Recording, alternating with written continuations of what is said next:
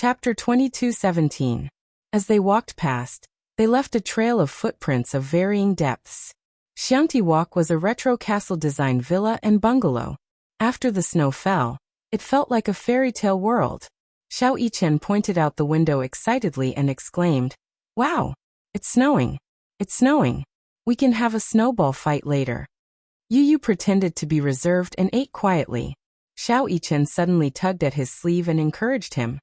"Yu Yu, let's play in the snow." I don't want to play such a childish game with you," Yu Yu said proudly. However, even though he said that, he ate faster. Only God knew how much he looked forward to having a snowball fight. In the past, when it snowed in winter, Yin Shirshir would not allow him to go out and play in the snow. After all, his body was weak. If he went out to play in the snow, he would catch a cold and catch a cold. With little Munchkin's physique, it would take at least half a month for him to recover.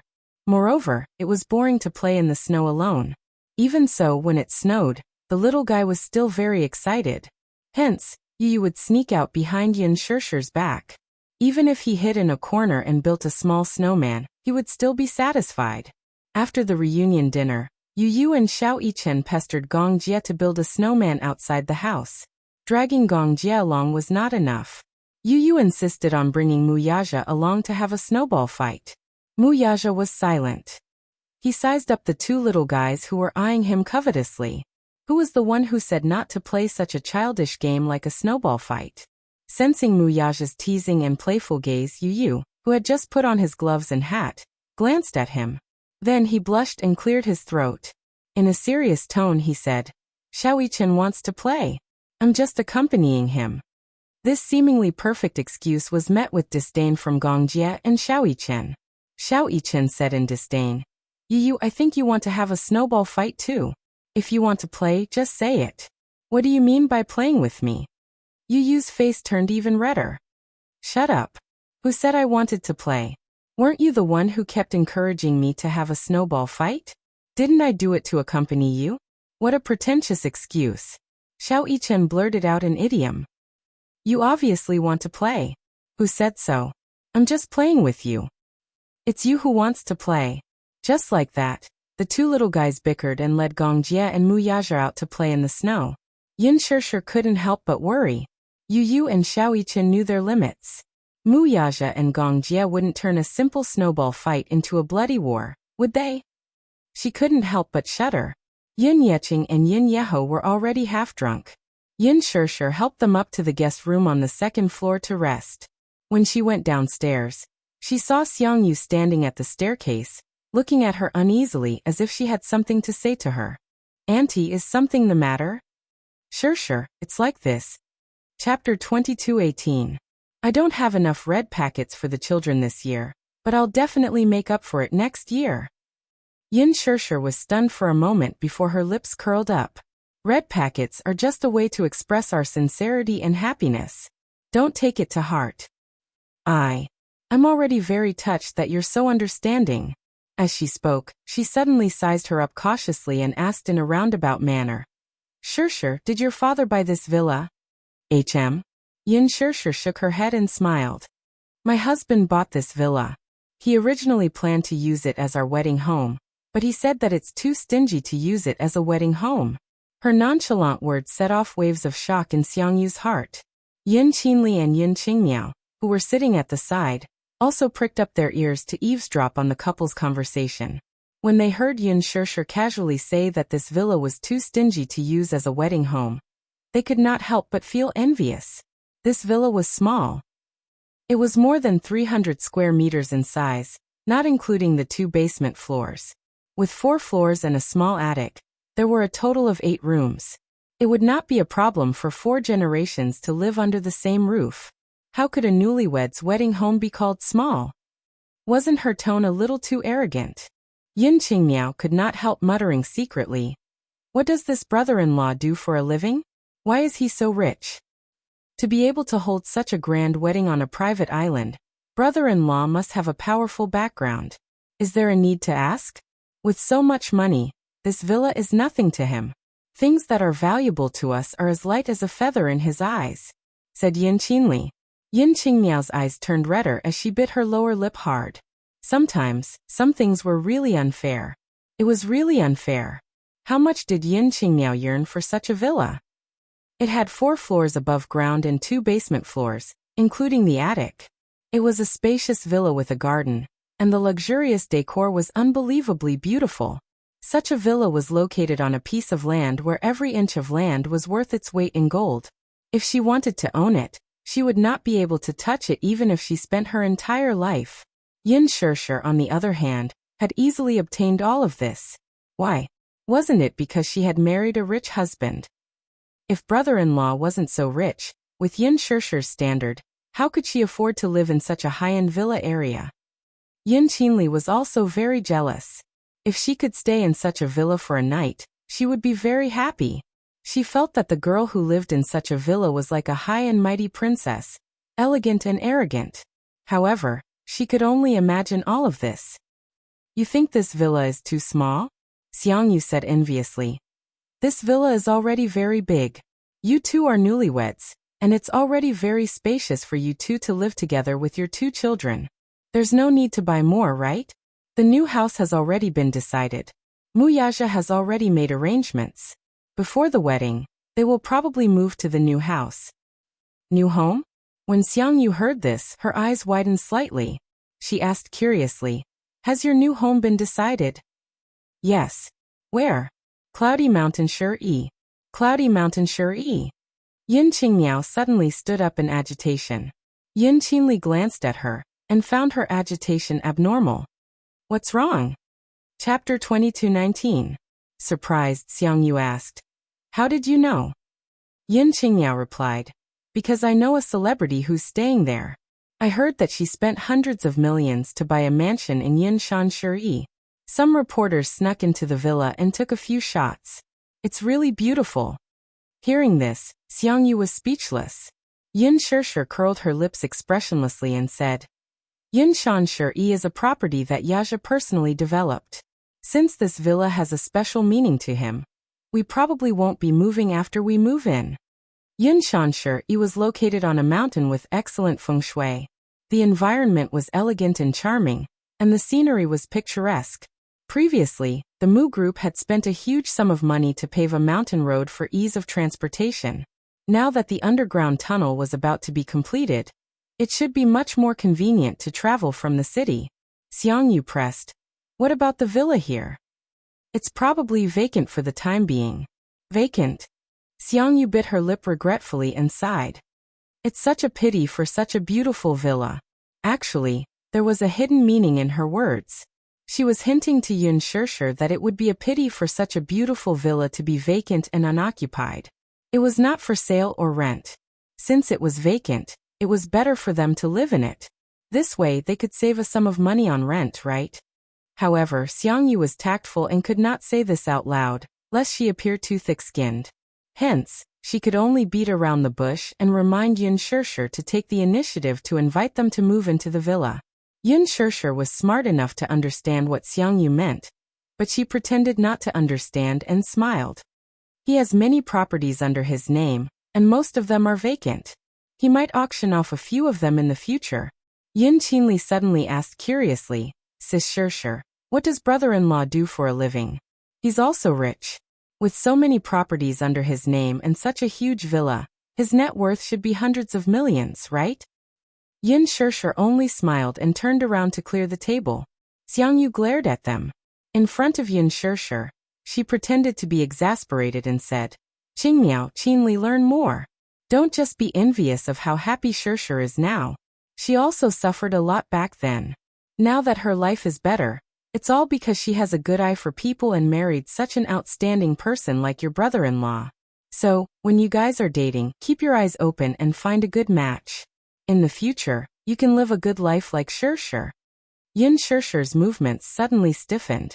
On the surface, Xiangyu's flattering words fell into her ears, but they were especially unpleasant. What she was implying was that the reason she could live such a good life was all because of men. But what made her uncomfortable was that she made it sound as if she had chosen to marry Muyaja because of his wealth. But in reality, no matter if it was poor, rich or poor, even if it was just a small house, she would be satisfied. The definition of home was not how big it was. Instead, it was home where she could see the person she loved and live in harmony and warmth. That was her ideal home. Yin Qingmiao and Yin Qinli were still saying enviously, "Sis Shirshir is so lucky to be able to meet such a perfect man like brother-in-law." Chapter 22:20. Yin Shirshir turned around and smiled sweetly all of a sudden. "I'm indeed very lucky. The man I love loves me back. This is a blessing that many people can only wish for. How can love alone be enough? Love is important, but material things are also indispensable," Yin Qingmiao said matter-of-factly. As the saying goes, all things are sad for a poor couple. When looking for a man, it's better to pick one with good qualities. Her mother chimed in. "Shirshir, look, Qingmiao isn't young anymore. She's older than you. Your child is already 7 years old, but she's still single. Why don't you take a look and introduce a good man to us?" Yin Qingmiao stomped her feet in embarrassment. What are you talking about?" Despite her coquettish expression, she was actually looking forward to it. Putting everything else aside, just any one of Mu Yaja's circle of friends was a suitable candidate. If she could hook up with a man of noble status like Mu Yaja, she would not have to worry about food and clothing for the rest of her life. She would be able to live a life of luxury just like Yin Shirshir. Yin Qingmiao's plan was shrewd and ruthless. Yin Shirshir, however, merely smiled and said, "It's not difficult to find a man with good qualities. Yaja's friends are all very outstanding." "That's pretty good," her mother said excitedly. "Shirshir, you have to help us. It'll be even better if you can matchmake him and introduce him. The point is..." Yin Shirshir suddenly hesitated. "The point is?" Yin Qingmiao and Xiangyu stared at her nervously.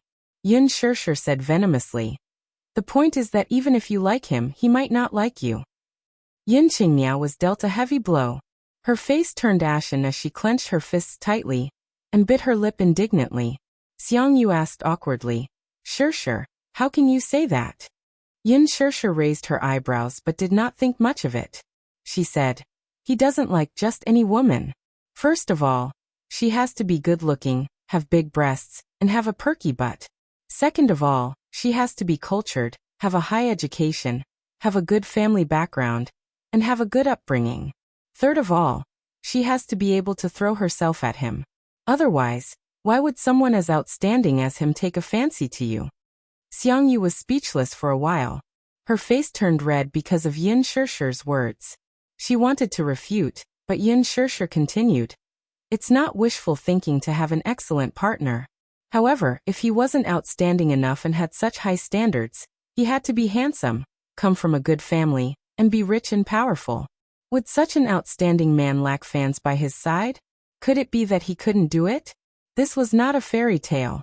Even if Cinderella married the prince in the end, it was because she was beautiful enough, gentle, and kind enough.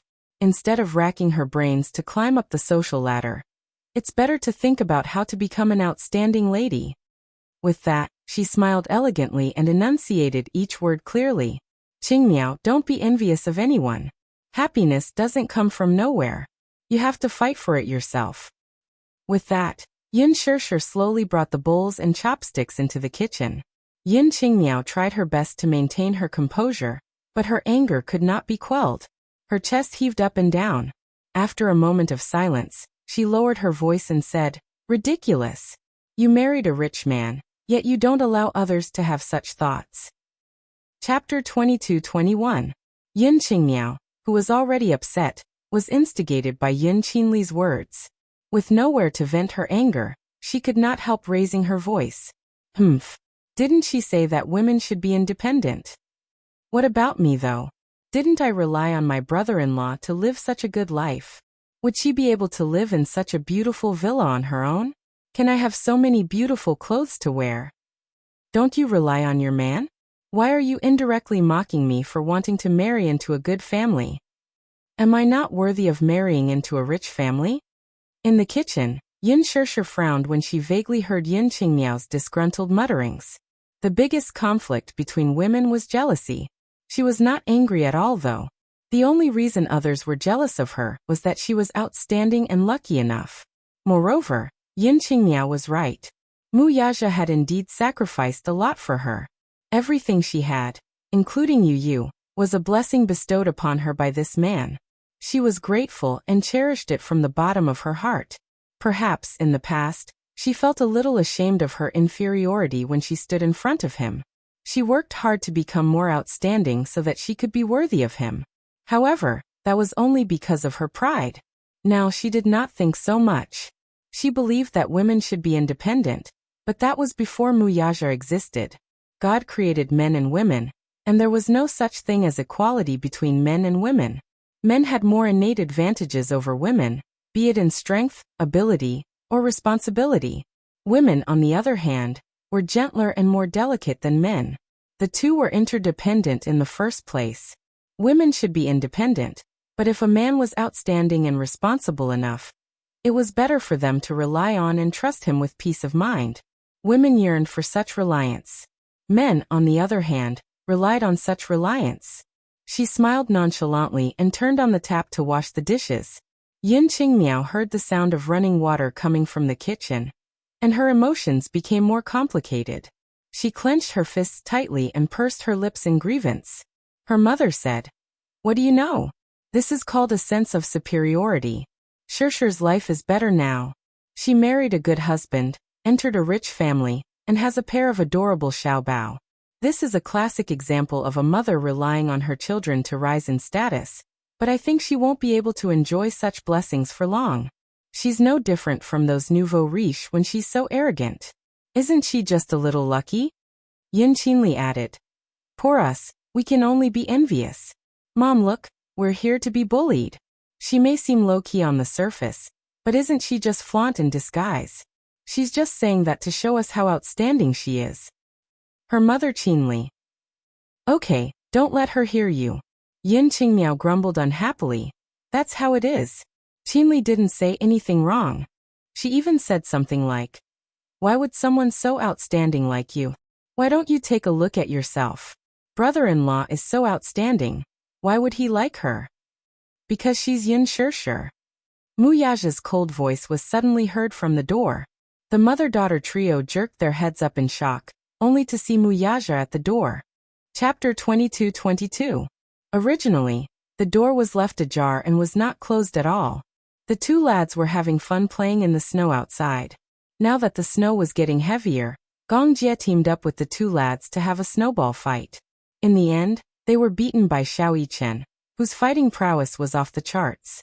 Muyaja originally did not want to participate, but Yu coquettishly asked him to join in the fun.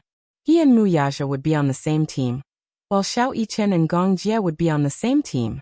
Gong Jie was satisfied with that, and encouraged him to join in as well.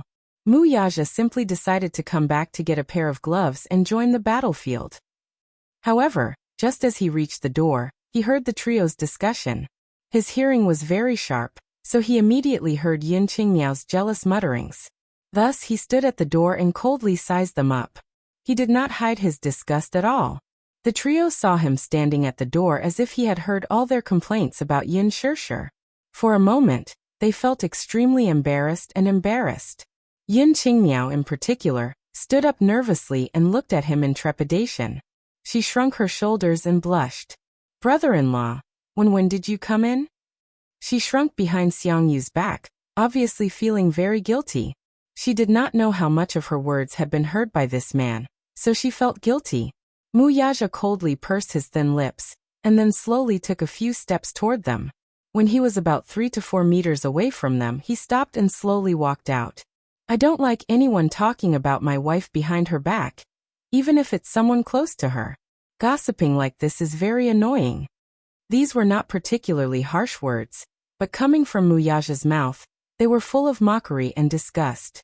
There was a faint murderous aura and an overbearing aura. Yin Qingmiao's body swayed a little, and she almost lost her balance. "You dote on my sister so much, don't spoil her. We shouldn't talk about her, but she was the one who... Whether I dote on her or not, it's not up to you to stand here and criticize, right?" Muyaja curled his lips coldly and said in disgust, "You're not welcome here." Scram. "Brother-in-law. Shut up." Muyaja's cold and indifferent eyes fell on them, his tone not allowing them to object. Feeling guilty, Yun Qingmiao swallowed the words that were about to rush out of her mouth. She took a deep breath and looked at the tightly shut kitchen door.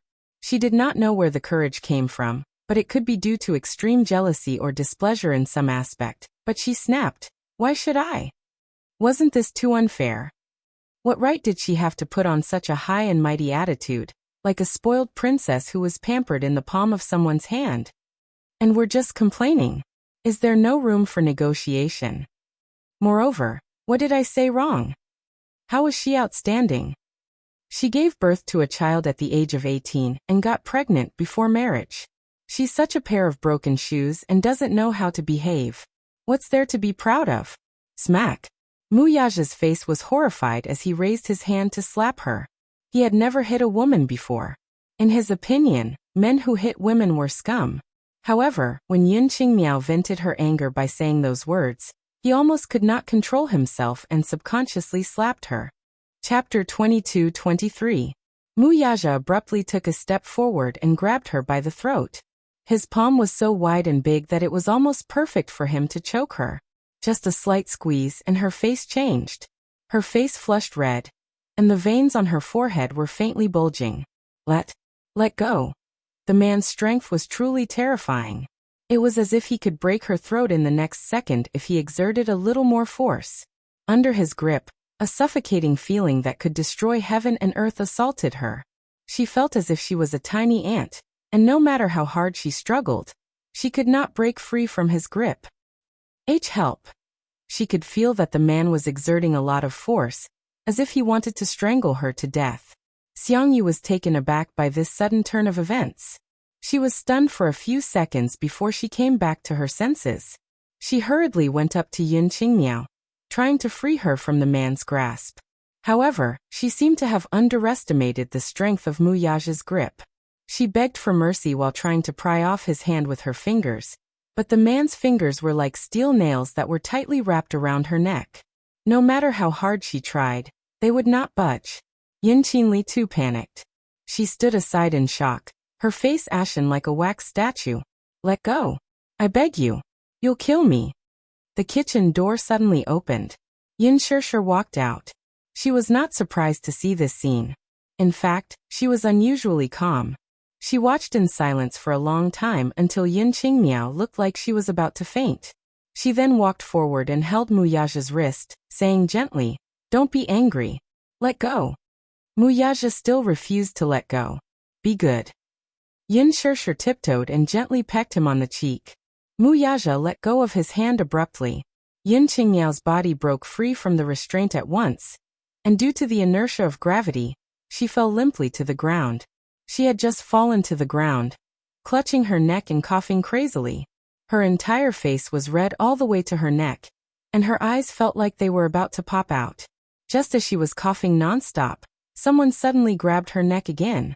She raised her head in a panic, only to meet Yun Shishir's cold eyes.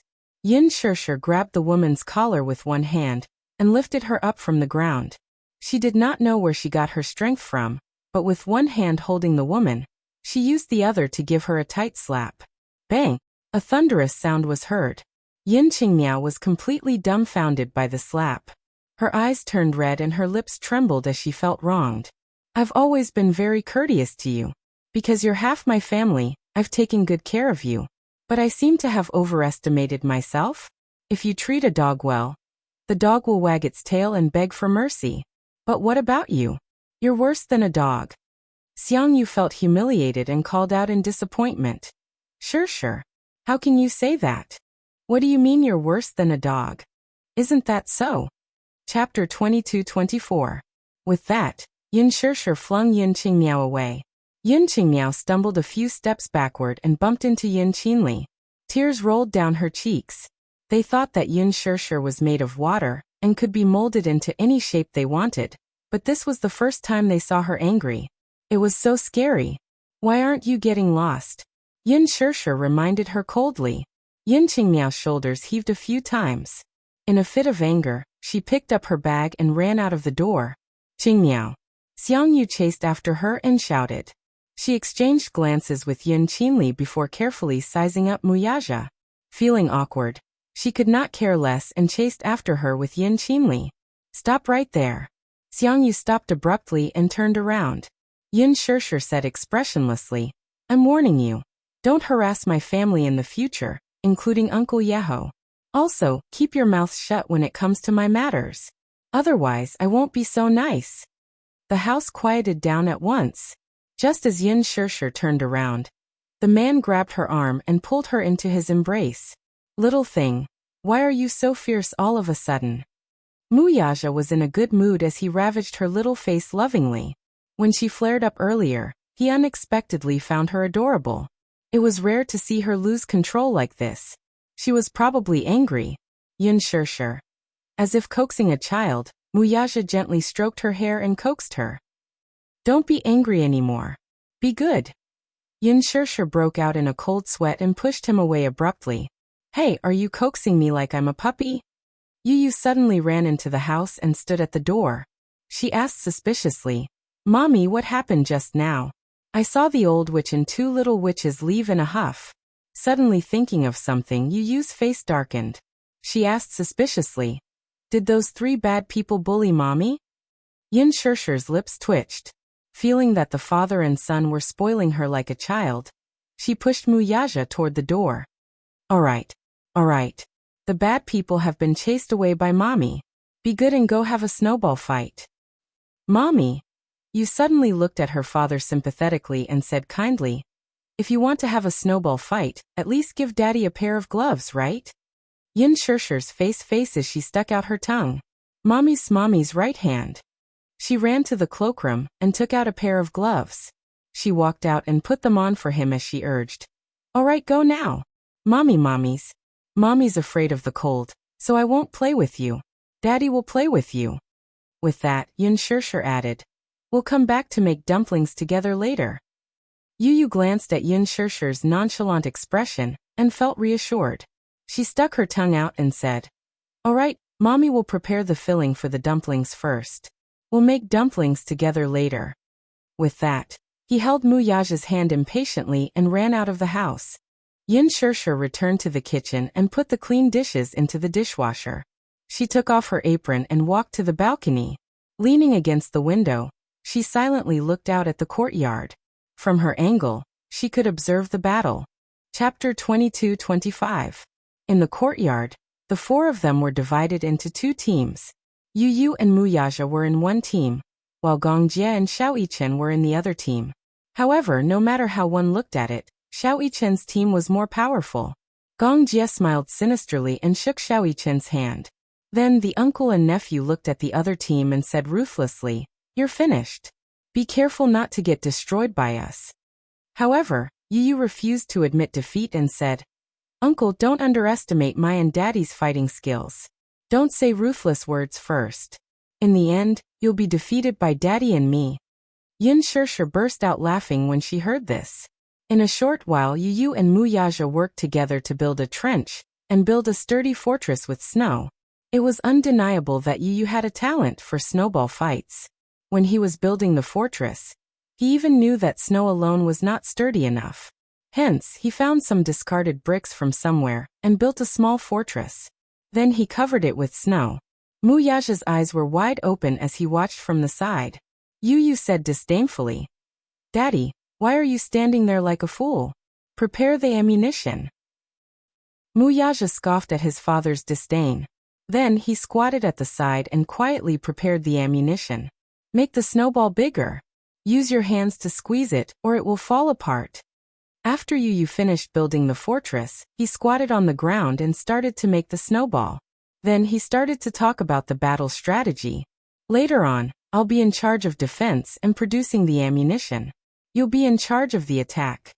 Muyaja nodded obediently like an obedient soldier. As for Yu, he had the aura of a commander who was in charge of a battle. Soon the snowballs were ready. Yu continued, Don't be reserved when you have a snowball fight.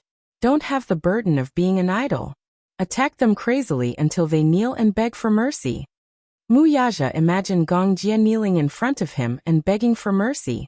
Suddenly, a strange smile appeared on his face. Okay, let's fight. Gongjie hadn't finished building his fortress yet. Although Xiao Yichen was a fierce fighter, He was clumsy when it came to work behind the scenes.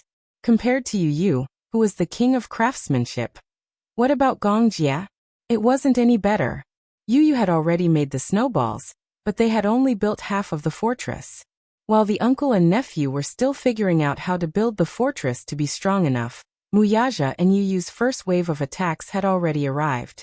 A solid snowball smashed into Gong Jia's head with a dong sound. Ouch! Gong Jia screamed and fell to the ground. Little Yi Chen was flabbergasted. Usually when a snowball smashed into a person's body, it would scatter and turn into broken snow. However, Yu Yu and Muyaja had figured out that during a snowball fight, the snowball had to be squeezed tightly to remove the moisture from the snow. Muyaja had a lot of strength in his hands. A snowball was squeezed into an ice ball and smashed onto Gong Jia's head, but it didn't shatter. It was obvious how strong it was. Such a snowball would hurt the most when it hit a person's body. It was like a hard rock. Gong Jia held his head and got up from the ground. Muyaja threw 2 more snowballs at him. He seemed to be aiming accurately. All 3 snowballs hit Gong Jia's head without missing a target. Chapter 22-26. Gong Jia howled again as he suffered 3 consecutive critical hits and fell to the ground. Yu Yu laughed maniacally and said humiliatingly, "Uncle, you're a weakling." Yin Shirshir couldn't hold it in anymore and laughed as well. Weakling. Gong Jia got up from the ground angrily. Perhaps he was too agitated, so he grabbed a ball of snow from Mu Yichen's unfinished fortress. He squeezed it slightly and threw it at Muyaja. Muyaja moved elegantly and dodged it nimbly. The snowball smashed onto Yu Yu's body and shattered immediately. It didn't hurt at all. Mu Yichen said pitifully, "Uncle, don't touch my fortress." Smack! Gong Jia hit his head in disappointment and said gloomily, "They're already at our door. Why are you still building a fortress? Let's start fighting." Xiao Yichen gave up on the fortress and stopped defending. He grabbed a snowball from the ground and threw it at Muyaja. The uncle and nephew sent snowballs flying at Muyaja one after another. The flames of war spread. Yu Yu went back to the fortress and started to make snowballs continuously. Then he sent them to the battlefield continuously. He cheered for Muyaja loudly, "Daddy, go! Kill them!" Muyaja went all out as he attacked the pair of uncle and nephew. Yu Yu's snowballs were of excellent quality. They had strong attack power and increased the critical hit attribute. Seeing this, Yin Shirshir laughed so hard that her stomach hurt. How were those snowballs? They could be considered ice balls, right? Xiao Yichen and Gong Jia's fighting skills were top-notch, especially Gong Jia. After all, he was an adult and his skills were on par with Muyaja's. With Xiao Yichen's help, they were equivalent to half of Muyaja's fighting skills. The 2 of them cooperated well and attacked together. However, both of them were on the front line and lacked ammunition. The 2 of them were evenly matched. Yu Yu watched the battle and made snowballs at the same time. He was overjoyed. Yin Shirshir couldn't help but feel sorry for Yu Yu. Then she smiled in relief. Putting aside those annoying matters from just now that he had calmed down and watched the family of 4 make a mess in the courtyard, a kind of peaceful happiness arose spontaneously. Yu Yu hadn't played so happily in a long time, right? When he was a child, every time it snowed in winter, many children would run out of the house to have snowball fights. In the past, at this time, the little guy would lie on the window and watch with envy and yearning. However, because of his health, he was ordered to stay at home. Therefore, he could only envy. However, it was different now. With Gong Jia, Xiao Yichen, and Muyaja as his playmates, he probably wouldn't feel lonely this winter. In the courtyard, the smoke of gunpowder filled the air, and the flames of war raged on. Gong Jia and Little Yichen fought side by side in a ferocious battle. Muyaja, too, went all out. He was actually on par with the 2 of them alone. The 4 of them had a strong desire to win. Even though it was just a game, they gave it their all and didn't hold back at all. Xiao Yichen saw that his father couldn't win, so he quickly aimed at Yu Yu. Hence, he picked up a snowball and attacked Yu Yu. Chapter 22-27. Yin Shirshir could not help feeling eager to give it a try. Just looking at it made her excited. Hence, she put on her gloves and scarf and sneaked into the yard. Without thinking, she joined Yu Yu's team. Yu Yu was excited when she saw her mommy. "Mommy, you're here too?" "Yeah. Mommy will play with you guys, okay?" Okay. Gong Jie was competing with Muyaja. The two tall and burly men were fighting, so they didn't notice you used team's reinforcements. Yin Shishir picked up a snowball and threw it at Gong Jie. The snowball hit Gong Jie's neck. As he wasn't wearing a scarf, the snowball entered his collar with a whoosh. The frozen snowball slid into his clothes and stuck close to Gong Jie's warm skin. Gong Jie was so cold that he almost jumped up. He turned around murderously and saw Yin Shishir smiling at him. She even beckoned him with her finger. Bring it on. Sis. You're cheating. Gong Jie instantly complained aggrievedly. It's not fair to have 3 people against 2. Yeah. Mommy, you're biased. You're helping you and not helping me. Little Li Chen wanted to cry but had no tears to shed. He pursed his lips, feeling extremely wronged. Yin Shishir couldn't bear to see this. She quickly shifted her center of gravity, picked up a snowball, and threw it at Muyaja. Muyaja had originally treated her as a teammate. He didn't expect that his backyard would be on fire, and he would be ambushed by his own family. However, he didn't show any mercy. He picked up a snowball and chased after her.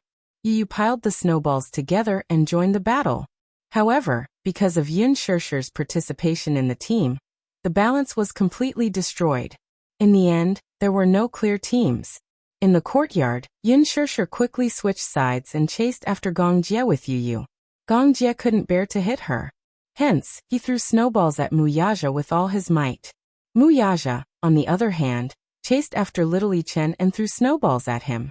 Xiao Yichen couldn't beat Muyaja, so he could only aim at Yu. The group of people chased each other and fought each other, until they were all in a mess. Snowballs were flying around in the air. Amidst the falling snowflakes, the sound of laughter was reverberating. It was incomparably joyful. Uncle, don't run. Ah. Mommy, catch up. Ah. Wah. It's so cold. The snowballs are in my clothes. As Xiao Yichen ran, he suddenly tripped over the snowballs that Yu had piled up. He fell face first onto the ground. Yu, who was chasing after Xiao Yichen, couldn't stop in time. She tripped over Mu Yichen, who was lying on the ground, and fell onto Xiao Yichen like a human pyramid. Xiao Yichen instantly felt a weight on his body. He sank deeper into the thick snow. Yin Shishir laughed out loud when she saw this. Just as she laughed, Gong Jie threw a snowball at her. It flew directly into her wide-open mouth. Yin Shishir ate a mouthful of snow.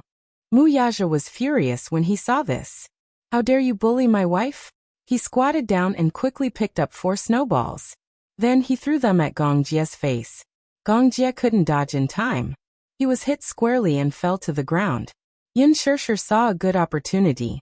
She picked up a snowball and threw it at Gong Jie, who was lying on the ground. Wah. Stop hitting me. Gong Jie begged for mercy. Chapter 22-28. However, how could Yin Shishir let him off the hook? She picked up a snowball and threw it at him. Even Muyaja couldn't stand it anymore. A snowball flew toward her. This time, it was Yin Shishir's turn to be on fire. She glared at Muyaja angrily. Then the couple started fighting. Muyaja couldn't bear to be ruthless to her. He didn't dare to retaliate and ran away from her attacks. Xiao Yichen clapped and cheered when he saw that someone had finally stepped forward to teach his arrogant daddy a lesson. Gong Jie quickly got up from the ground and joined forces with Xiao Yichen. They picked up a snowball and chased after Muyaja while throwing it at him. The pitiful Muyaja was attacked by the 3 of them at the same time. Yu got up and looked at the scene. He shook his head and sighed. His heart ached as he said, "Daddy is so pitiful." As soon as he finished speaking, he picked up a snowball and joined Yin Shishir in attacking Muyaja. This time, Muyaja's backyard was on fire. He was chased by the 4 of them. In the end, Muyaja didn't even have time to make a snowball. He grabbed the snow on the ground and attacked the 4 of them. However, he wasn't a god. No matter how powerful he was, he couldn't withstand the attacks of the 4 of them. Furthermore, the team had Gong Jie and Little Li Chen, who were highly skilled fighters. Soon, he was defeated and fell to the ground under the 4 men's attacks. Ha. Xiao Yichen felt that he had vented his anger and clapped his hands. Muyaja stood up gloomily. Gong Jie rushed forward and wiped his face with a snowball. Ha.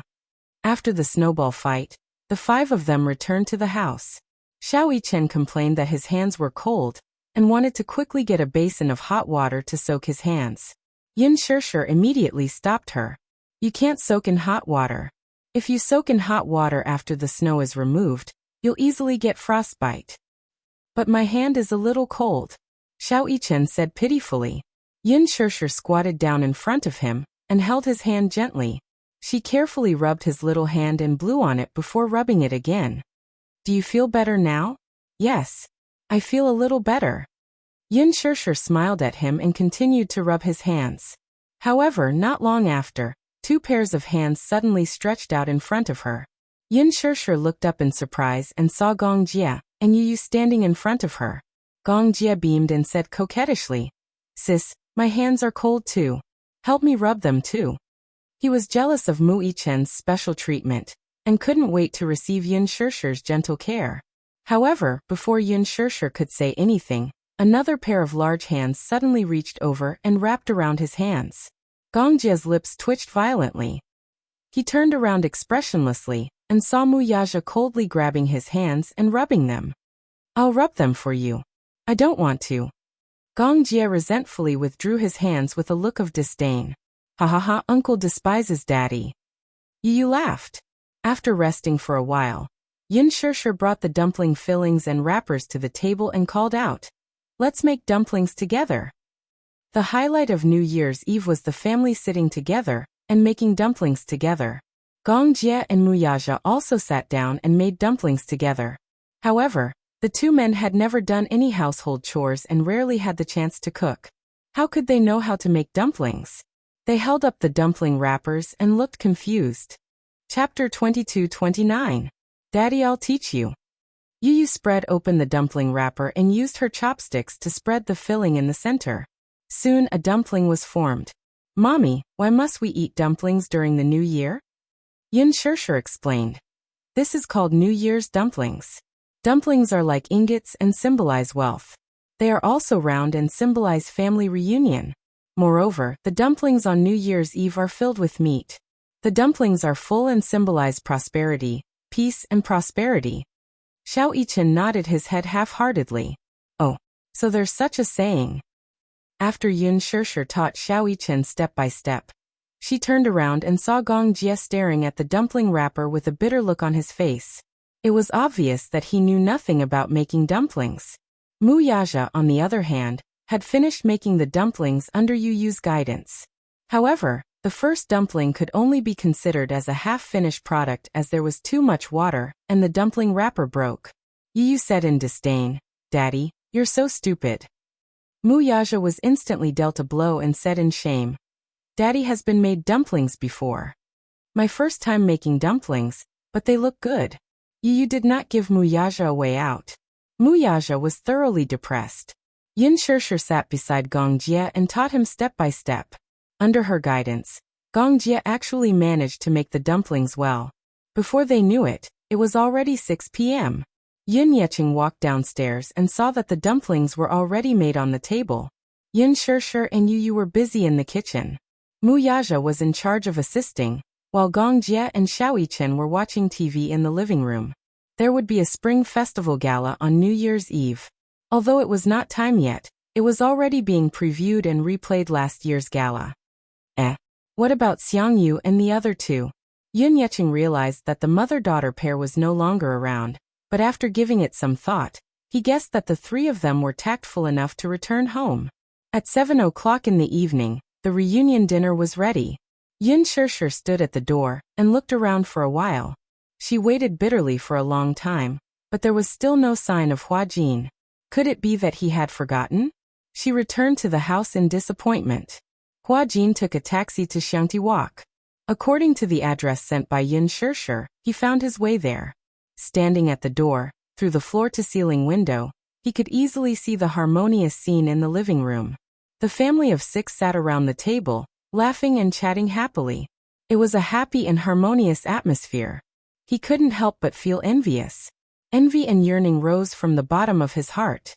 How many years had it been since he spent the new year with his family like this? As far as he knew, there was no concept of celebrating the new year. He was homeless, to begin with, so such a scene could only be an extravagant wish for him. Hua Jin walked to the door and reached out to press the doorbell, but just as he reached out, he realized that he did not have the courage to press the doorbell. He furrowed his brows and retracted his hand guiltily. He blew on his hand and rubbed it gently. Outside the house, heavy snow was swirling in the air. The snow was getting heavier and heavier. It was as if countless cotton balls were floating in the air. Hua Jin was wearing a coat and a scarf. The fluttering snow landed on his body and face. Standing in the snow for a long time, even his eyelashes were lightly covered with a thin layer of snow. With just a gentle blink, the snow fell from his eyelashes and was blown away by the wind. Chapter 22:30. He yearned for it but didn't dare to step in, as he felt like a foreigner with nowhere to return home. Hua Jin slowly took a step back and returned to the courtyard. Through the French windows, he stood there quietly for a long time, silently looking at the harmonious scene in the house. While he was envious, he also felt that he shouldn't disturb such a warm moment. He probably wouldn't be welcomed, right? He didn't dare to imagine that when he walked in, those pairs of doubtful, repulsive or conflicted gazes would be directed at him. Just the thought of it made him feel exceptionally uneasy and helpless, so it made him feel awkward and even more nervous. At the same time that his heart was uneasy and timid, there was also a kind of loneliness. Would such a warm light be lit for him? Because of this flustered state of mind, he ultimately didn't have the courage to step in. Turning around, like a deserter, he actually wanted to quickly escape from this place. Hua Jin had just turned around when a voice sounded from behind him. Hua Jin. Hua Jin's back view paused as he turned around in shock. But he saw Yun Shirshir had unknowingly opened the door, and was standing at the doorway, looking at him with a joyful and coquettish expression on her face. Why are you only here now? Hua Jin looked at her helplessly, not knowing what to say. He had actually arrived earlier but with an inexplicable uneasy feeling. He paced back and forth outside the door for a long time, ultimately unable to muster up the courage to step in. Yun Shirshir walked towards him and pulled his hand reproachfully. You're here so late. Everyone's waiting for you, and the hot dishes haven't been served yet. Quickly come in. Shirshir. Before Hua Jin could express his opinion, Yun Shirshir had already held his hand and walked into the house. Wait a minute. Hua Jin stood still with some apprehension, seeming to be a little uneasy. Yun Shirshir turned around in astonishment, only to see his desolate expression which made one's heart ache as he stammered. Everyone. Will everyone welcome me? Yun Shirshir was stabbed by his disappointed expression, and her heart ached. However, Hua Jin smiled awkwardly and said quietly, I'm afraid. I'll disturb you, Shirshir. How about? What are you talking about? Yun Shirshir tenderly held his hand and smiled charmingly. Everyone is waiting for you. That one sentence touched his heart all of a sudden. Hua Jin's eyes widened in surprise as he looked at her in disbelief. Really? Yes. Yun Shirshir continued. You're the only one left. After the New Year's Eve dinner, let's go to the riverside to set off fireworks. We've already made an appointment. You can't break it. Hua Jin's heart skipped a beat, and a warm current flowed into his heart without any warning. Yun Shirshir didn't care about his concerns and led him into the house. Hua Jin didn't struggle or avoid her, and allowed her to lead him into the living room. The heater was turned on in the spacious living room. When he was surrounded by the warm lights, his mind suddenly turned white. Looking at the people sitting around the table, he suddenly didn't know how to react. Sorry to keep everyone waiting. Let me introduce you. This is my friend, Hua Jin. Xiao Yichen was the first to stand up when he saw him. Oh, Mommy said that a friend would be coming over tonight. Is that brother Hua Jin? I know him. The male lead of Lethal Beauty. Chapter 22:31. Yun Shirshir had already told them beforehand that she would be having New Year's Eve dinner with an important friend tonight. Naturally, Muyaja recognized him. His lips curled into a smile to express his friendliness. Gong Jie did not say anything, but there was no repulsion on his face.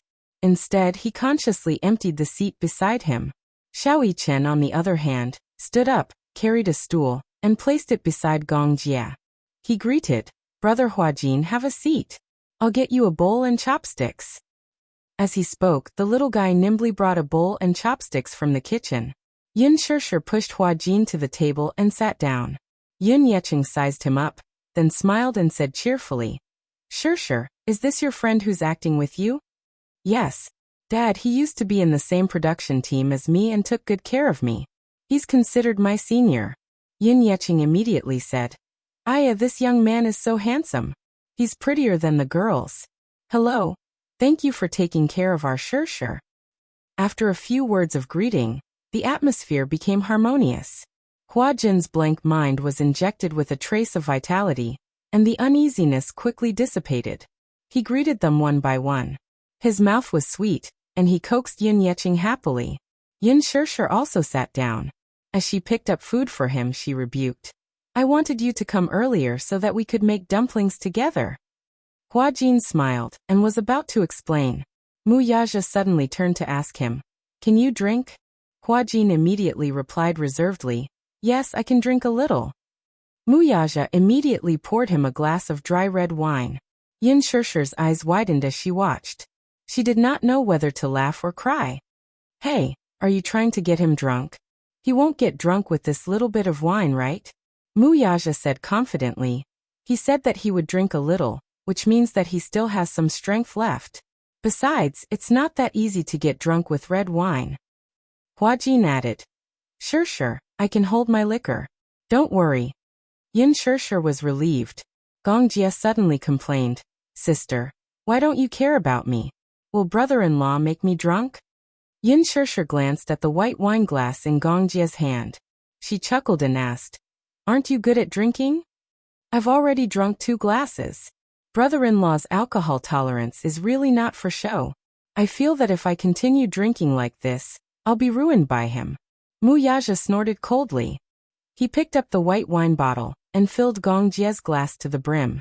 "Gong Jie," Mu Yaja said gently, "brother-in-law, we're not going home until we're drunk tonight."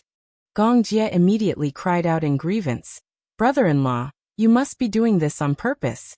Are you trying to get me drunk, and then leave me alone at home to set off fireworks without me?" This brat's brain is very bright. He had actually figured out his motive. Mu Yaja raised his eyebrows and seemed to be provoking him. "Don't get drunk if you dare."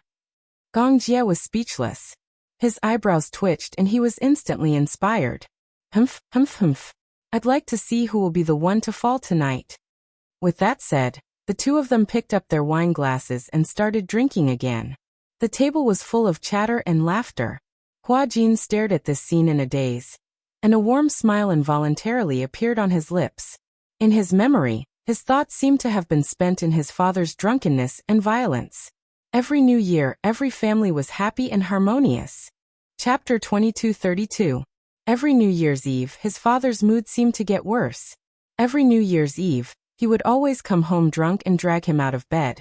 Then, whether it was with a belt or a hanger, he would be beaten black and blue. B*****. B*****. Your mother is a B****tch. And so is your son. Your mother harmed me, and now you're doing the same to me, aren't you? Are you feeling smug seeing me like this? Are you happy? I'll beat you to death. I'll beat you to death, you little B*****. His father's roar seemed to be echoing in his ears. That hideous and distorted face seemed to still be in his mind.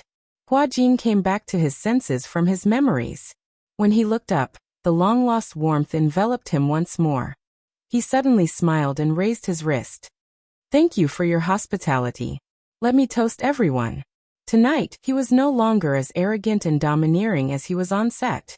Instead, he was as humble and polite as a child, unbelievably well-behaved. Yun Shirshir thought to herself, this is probably how he was in the beginning. He's innocent and pure without a trace of pretense. After the New Year's Eve dinner, Gong Jie was already a little tipsy, but he was only a little tipsy. It turned out that Mu Yaja's alcohol tolerance was better than his father's, but what surprised everyone the most was Hua Jin's alcohol tolerance. He drank quite a lot and under Gong Jie's persuasion, drank a lot of alcohol for Gong Jie. He drank more than half a liter of white wine, but he had no reaction at all. Yun Shirshir was shocked. This guy's alcohol tolerance is so good. Mu Yaja also drank more than half a liter of white wine, but he still had no reaction. It was as if that liter of white wine was just plain water. After the New Year's Eve dinner, the family went to the riverside to set off fireworks. Yun Yeching, on the other hand, said that he would stay at home to take care of his brother. The weather outside was chilly. There was still some sunlight during the day, but at night, the wind was even colder. Yun Yeho's legs could not stand the cold, and would often ache. Hence, he could not go out to set off fireworks, so Yun Yeching stayed at home to take care of him. Yun Shirshir did not insist. Hence, she drove the car full of people to the riverside. When the 6 of them arrived at the riverside, it was already 11:30 p.m.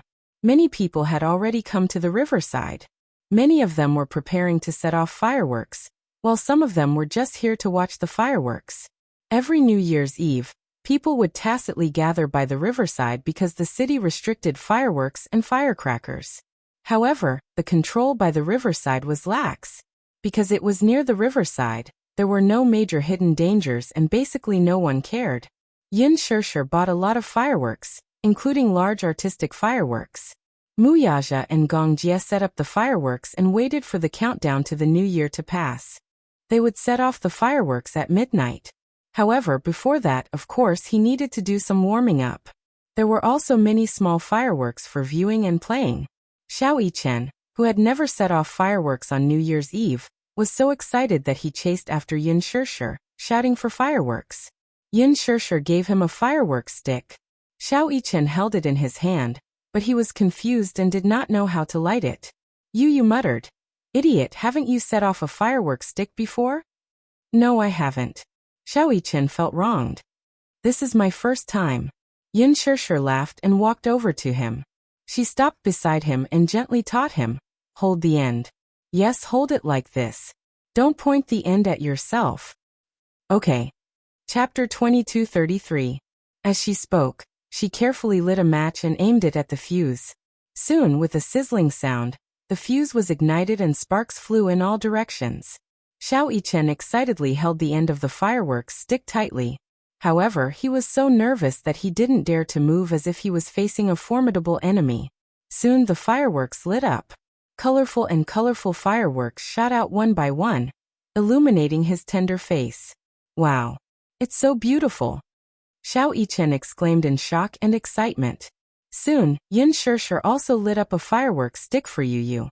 However, unlike Xiao Yichen, Yu wasn't as nervous and helpless as Yu was when he set off fireworks for the first time. He calmly held the fireworks stick and gently waved it in the air. The colorful fireworks danced in the night sky, forming a gorgeous streamline. It was beautiful and compelling. When Xiao Yichen saw that fireworks could be played like this, he excitedly imitated Yu and waved it. The 2 little guys were overjoyed. Hua Jin was originally standing at the side and watching in a daze. Yun Shirshir suddenly handed him a fireworks stick and smiled. "Hua Jin, let's do it together?" "Okay." Hua Jin took the firecracker from her, and she lit it for him. The colorful fireworks lit up his smiling face in an instant. Hua Jin held the fireworks stick and waved it gently as he leaned against the river. Gong Jie and Muyaja also took out a more beautiful type of fireworks and set it off. Haha! Xiao Yichen quickly finished setting off the fireworks in his hand. When he turned around and saw the fireworks in Gong Jie's hand, he was extremely envious. Wow! The fireworks set off by Uncle are so beautiful. I want to set them off too. Gong Jie walked over and carried Xiao Yichen with one hand. He handed the fireworks in his hand to him. "Here. Take it, you can play with it." "Thank you, Uncle." Xiao Yichen beamed with joy and waved the fireworks stick in the air. After Yu finished setting off the fireworks, Yun Shirshir passed the fireworks in her hand to him to play with. Hua Jin stood at the side and watched as Yun Shirshir hugged Yu and set off the fireworks with a smile. He felt as though his heart had been cut open and was burning. It was at this moment that Hua Jin suddenly felt that Yun Shirshir's world, be it her or her surroundings, was emitting an incomparably dazzling light. He desperately wanted and longed to enter his world. Even he didn't realize that Yun Shirshir's every move was like a level 10 tornado. It was so powerful that it disturbed his mood. At that moment, he felt like a young boy who had just experienced love for the first time. His emotions were so high that it felt like a dam was about to burst. Hua Jin stared at Yun Shishir's back view in a daze. Unknowingly, tears streamed down his face. Yun Shishir glanced back, and was about to ask Hua Jin to join her when she saw him standing silently behind her. Against the backdrop of the fireworks, there was a clear tear stain on his face. It was a ghastly sight. She was shocked. She put Yu down and walked up to him. However, she saw Hua Jin staring at her in a daze. His large eyes were faintly moist. Hua Jin. You, what's wrong with you? Yun Shishir reached out and gently wiped away his tears. She was a little flustered as she asked. You, what's wrong with you? Why are you crying? Crying? Was he crying? Chapter 2234. What's wrong? Yun Shishir felt even more helpless. Hua Jin immediately shook his head and explained. It's nothing. I'm fine. Then why are you crying? Hua Jin said dejectedly. I'm just a little envious of him. Yun Shishir followed his line of sight and turned around, only to see the back of little Yi-Chen and Yu standing together. She was suddenly acutely aware of the actor's current state of mind, and came to a realization. He was probably envious of Yu and Xiao Yi-Chen. Xiao Yi-Chen and Yu are so happy. I'm just a little envious of them. Hua Jin chuckled softly, but there was a hint of bitterness in his smile. Yun Shishir pursed her lips, turned around, and leaned against him. She silently watched Xiao Yi-Chen and Yu's carefree backs. For some reason, the two little guys started playing around again, chasing each other. Yu chased after Xiao Yi-Chen. Xiao Yi-Chen cleverly hid behind Muyaja. The two little guys ran around Muyaja, chasing after each other. Muyaja couldn't stand it anymore. He reached out and carried Xiao Yi-Chen, placing him on his shoulder. Taking advantage of Muyaja's height, Xiao Yi-Chen smiled proudly and made a funny face at Yu. Yu was naturally indignant. He ran over and tugged at Gongjie's sleeve. No one knew what he said, but Gongjie lifted Yu high above his head and made him sit on his shoulder. Yu commanded Gongjie as though he was a steed. Then the two little guys continued to play around with each other. Xiao Yi-Chen didn't hit Yu too hard because he knew that he was strong. If he really hit Yu would definitely cry. Hence he went easy on him. However, Yu didn't show any mercy. He hit Xiao Yi-Chen so hard that he cried out in pain. Gongjie laughed heartily and encouraged Yu to bully Xiao Yi-Chen. Muyaja couldn't stand it anymore. Seeing that his eldest son didn't live up to his expectations, he lifted Xiao Yi-Chen and ran away. Carrying Yu, Gongjie chased after them. The four of them, 2 adults and 2 children, were in an uproar. Yun Shishir immediately said, Hey, don't mess around. Be careful not to fall. Hua Jin was so amused that he laughed. Suddenly he said gently, Shishir, do you know? I envy them for having such a gentle father and mother. Yun Shishir glanced at Hua Jin. Then she silently looked at the messy scene. Suddenly she laughed gently. If I were Hua Jin's mother, I would definitely dote on Hua Jin a lot. Hua Jin was stunned for a moment. He turned his head in surprise and looked at her. At that moment, Yun Shishir was staring at Muyaja and Gongjie, as well as the backs of the 2 little guys chasing each other. Her gaze was unbelievably gentle. This was probably the radiance of motherhood. Looking at her own child, her eyes were filled with tenderness. This tenderness could melt even the coldest heart. All of a sudden, Yun Shishir heard Hua Jin's desolate and envious voice. I also wish that I was Shishir's child. I also wish that I was Shishir's child. Yun Shishir's heart ached at these helpless and disappointed words. She turned her head and suddenly reached out to gently hold Hua Jin's hand, holding it tightly. Hua Jin, in the future, celebrate Chinese New Year's Eve with us. Just like today, we'll make dumplings, have Chinese New Year's Eve dinner together, and set off fireworks together, okay? Chapter 2235. Hua Jin's smile had a special kind of charm. There was a special kind of enchanting mist in his eyes. Usually, Yun Shishir rarely saw him show much sincerity in his smile. In front of the camera, he smiled modestly and hypocritically. On the surface, he looked like a humble teenager. However, when the camera turned, in the blink of an eye, the contempt and boredom in the corner of his eyes made that smile look especially ironic. In the crew, his smile became arrogant and insufferably arrogant, like a little demon king, like a rebellious child. Whether it was the director, the actors, or even the extras, he seemed to be deliberately angering them.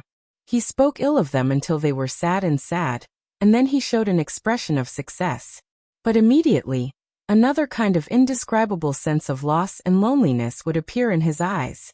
This kind of loneliness, like an isolated child, tried to use the worst way to attract anyone's attention, to get other people's care and flattery, even if it was hypocritical. But at this moment, when Yin Shirshir turned her head and looked at Hua Jin, she saw him looking at the night sky. His eyes were like hidden stars, bright and shining. This seemed to be his true appearance. Naive, innocent, and simple, like a child who didn't know anything about the world. There was no longer a sharp edge on him, and he was so white that he was not stained with any dazzling colors. He said, "I also hope that I am Shirshir's child." It sounded like a very normal thing to say, but from his tone, Yin Shirshir could hear a bit of helplessness and yearning. This kind of helplessness and yearning made her heart ache inexplicably. She had never been a person who was overflowing with love. She hated those clichés and hypocrisy. But her love for Hua Jin, under Hua Jin's smiling gaze, the pain in her heart suddenly overflowed and overflowed. She couldn't help but hold his hand tightly. She just wanted to give him as much warmth as possible on such a cold night. A trace of insignificant warmth. Yin Shirshir looked up at the sky. At this time, there were already people who couldn't hold back their excitement and lit up the fireworks in advance. She couldn't help but think of her childhood. She still remembered the first New Year she spent with the Yin family. She still remembered that Yin Yeqing had specially bought a lot of fireworks to set off that year. Some of them were very expensive, easily costing a few hundred yuan. There were even some big and beautiful ones that cost a few thousand yuan. Ordinary families would not bear to set them off. Usually, only those who were slightly wealthier would buy them. At that time, the Yin family was still very wealthy, and Yin Yeqing's career was at its peak. Hence, the fireworks he bought were the most beautiful ones. The New Year's Eve of more than 10 years ago was not like it was now. The streets and alleys were brimming with a strong festive atmosphere. Setting off fireworks was one of the most anticipated New Year's activities.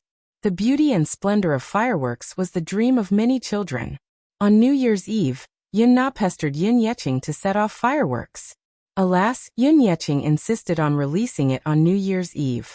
That night, Yin Na secretly moved a set of fireworks from home. She dragged Yin Shirshir out and asked her to show it to her. Chapter 2236. When she heard that, she nodded fearfully and took a match to light it. However, due to her lack of experience, the fuse was not completely lit and was blown out by the wind. Only a small part of the fuse was left. Yin Na scolded her and asked her to continue lighting it. Yin Shirshir braced herself and went forward to take a look. Then, she tried to light it with a lighter in fear. However, the fireworks that suddenly shot up into the sky almost blew up her eyes. Because of this, it left a huge shadow in her heart. Since then, she only dared to set off simple fireworks, such as firework sticks and sparks. Thinking of this, Yin Shirshir could not help but laugh.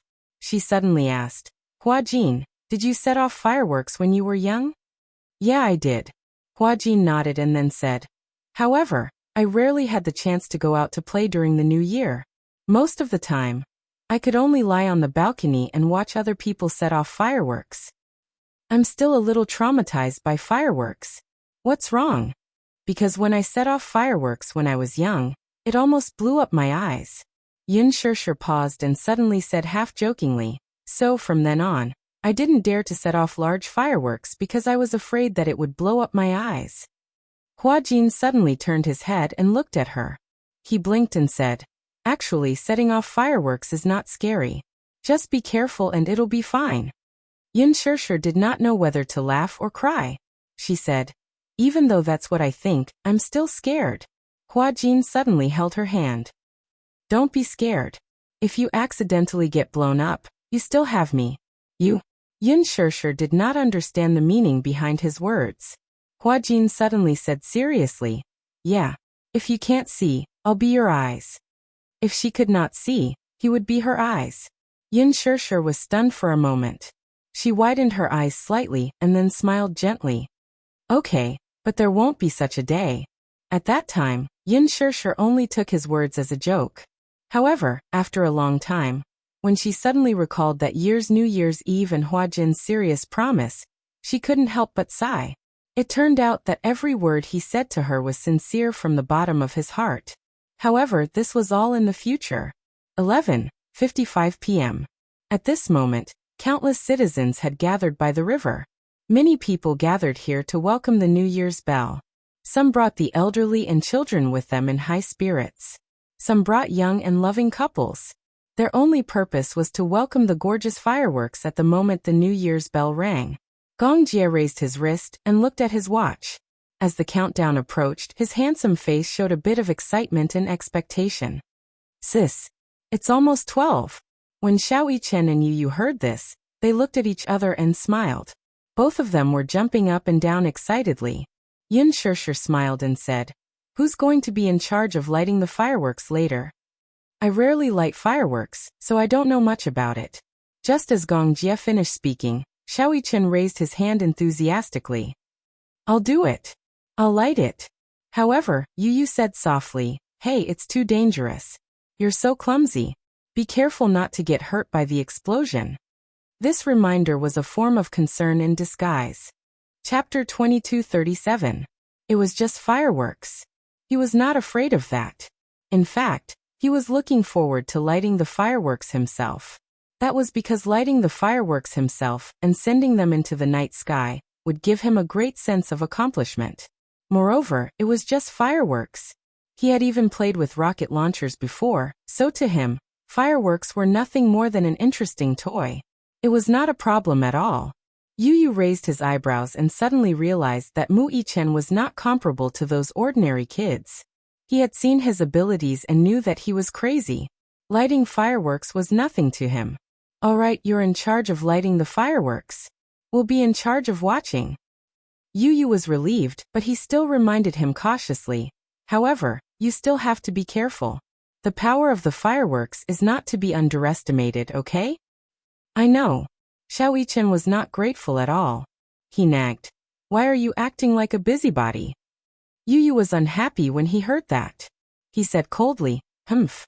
You don't know how to appreciate my kindness. If you hurt yourself later, don't cry for your parents. I won't feel bad for you." Then, Yu ran proudly to Yin Shishir's side. He hugged Yin Shishir's arm and waited for the countdown to start. 11:59 p.m. The last minute. Suddenly, the townsfolk gathered by the riverside and started counting down in unison. 10, 9, 8, 7, Xiao Yichen shouted excitedly. "Daddy, it's time to light the fireworks." Mu Yaja leaned against the railing by the riverside. When he heard the commotion, his lips curled into a smile. He casually picked up a cigarette from his lips and walked over. He rubbed Xiao Yichen's head and passed him the cigarette. Xiao Yichen took the cigarette, but and chased him to the side. "Daddy, be careful." Mu Yaja walked to Yin Shishir's side. He reached out and gently hugged Yu in his arms. His other hand gently hugged Yin Shishir's shoulder. 3, 2, 1, bah! Walala. At the moment when midnight arrived, countless fireworks rose into the sky, as if there was some kind of magical tacit understanding. In the dark night sky, dazzling sparks exploded one after another. Xiao Yichen covered his ears and ran back. Behind him, fireworks lit up half of the starry sky. More and more people gathered by the river. Xiao Yichen tiptoed and could not see clearly. Suddenly, a pair of hands reached out from behind. Gong Jie picked up Xiao Yichen and placed him on his shoulder, supporting him firmly with one hand. "Can you see it clearly now?" "Yes. I can see it clearly." Gong Jie smiled and then muttered unhappily. "Kid, you're quite heavy." Xiao Yichen, on the other hand, was sitting on his left shoulder with a clear conscience. She held his arm and excitedly watched the countless fireworks rising from the riverside. Ba-bie-bie. Yin Shishir was engrossed in watching the fireworks. Mu Yaja suddenly pulled her into his arms, nodded, and kissed her forehead affectionately. "Madam, Happy New Year." Yin Shishir's heart skipped a beat because of this sudden tenderness. She looked up and met Mu Yaja's gentle eyes. Her face blushed and her eyes revealed a seductive look. Yin Shishir responded with an But Mu Yaja suddenly lowered his head and kissed her lips uncontrollably. Chapter 22:38. Yu caught a glimpse of this intimate scene and blushed. She covered her eyes shyly and forced herself not to look. See no evil, hear no evil. Even though she kept telling herself not to look, the little fellow couldn't resist her curiosity. She secretly opened her fingers and peeked at this tender scene through her fingers. Xiao Yichen also caught a glimpse of this scene and suddenly tugged at Gong Jie's hair excitedly. Uncle, look!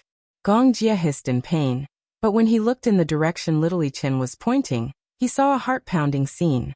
His handsome brows knitted together in a frown. He walked over unhappily.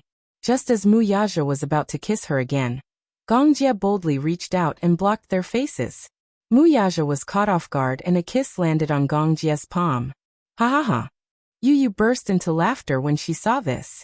Mu Yaja suddenly looked up and glared fiercely at Gong Jie. He said coldly, "What are you doing? Hey, we're in public. Why can't brother-in-law take note of his image?" Gong Jie mocked him with hostility. Humph! How dare he secretly kiss his sister when he wasn't paying attention?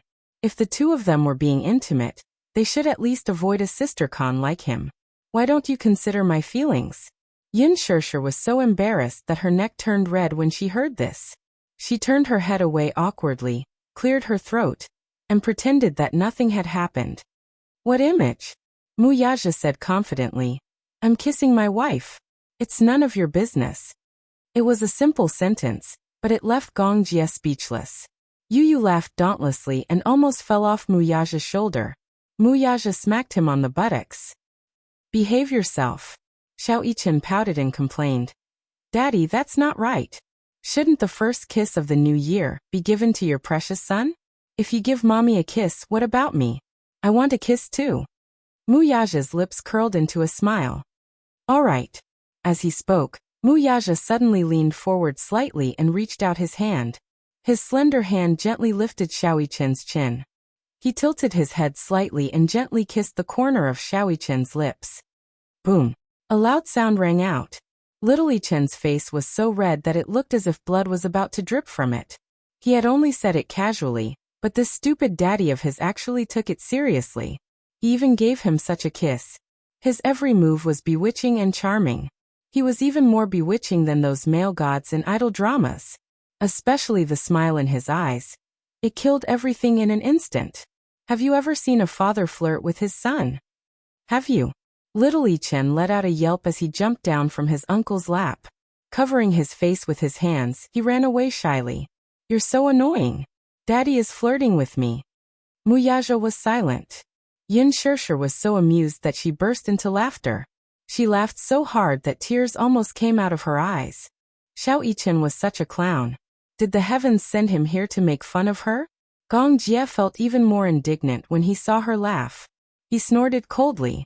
Sister, you're so biased. You give brother-in-law a kiss and not me a kiss. You're not a child anymore. Yin Shirshir said, feeling speechless. Gong Jie said coquettishly, No, sister. To be fair, hurry up and kiss me. As he spoke, he closed his eyes and moved his fair face closer. He tapped his face with his finger and said, Kiss here. Chapter 2239. Yin Shirshir's antennae twitched violently. However, in the next second, Mu Yaja turned Gong Jie's face and grabbed his chin. Then he leaned over and gave him a peck on the cheek. When Gong Jie came back to his senses, he opened his eyes. When he saw the culprit in front of him, he instantly jumped up and rubbed his cheek in disgust. He said angrily, What are you doing? Mu Yaja smiled mischievously and said provocatively, Brother-in-law, are you satisfied with this kiss? You. Gong Jie flew into a rage out of humiliation and spat. Pervert. Then he threw a punch at his face. Mu Yaja dodged it nimbly and said scornfully, Hey, you can't hit me. When Yu saw that Gong Jie was really angry, she quickly grabbed Mu Yaja's hand and ran away with her father. Daddy, run. Uncle is going to beat you up. Pervert. Stop right there, don't run. Gong Jie waved his fist and chased after him. Behind him, Yin Shirshir and Hua Jin were left in a mess. They stood there dumbfounded and only reacted after a while. They held their stomachs and laughed loudly. Ha ha! By the river, the fireworks set off the night scene, which was mesmerizing and beautiful. When they returned home after setting off the fireworks, It was already past 2 o'clock in the morning. Hua Jin originally wanted to go home early, but Yin Shishir said that they wanted to stay up for the new year tonight, so they could stay up together.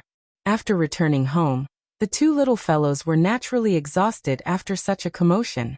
However, Gongjie and Muyaja were still energetic. Even after messing around for a while, they still looked energetic. Thus, Yin Shishir was dragged by the two men to play cards. Hua Jin naturally joined them.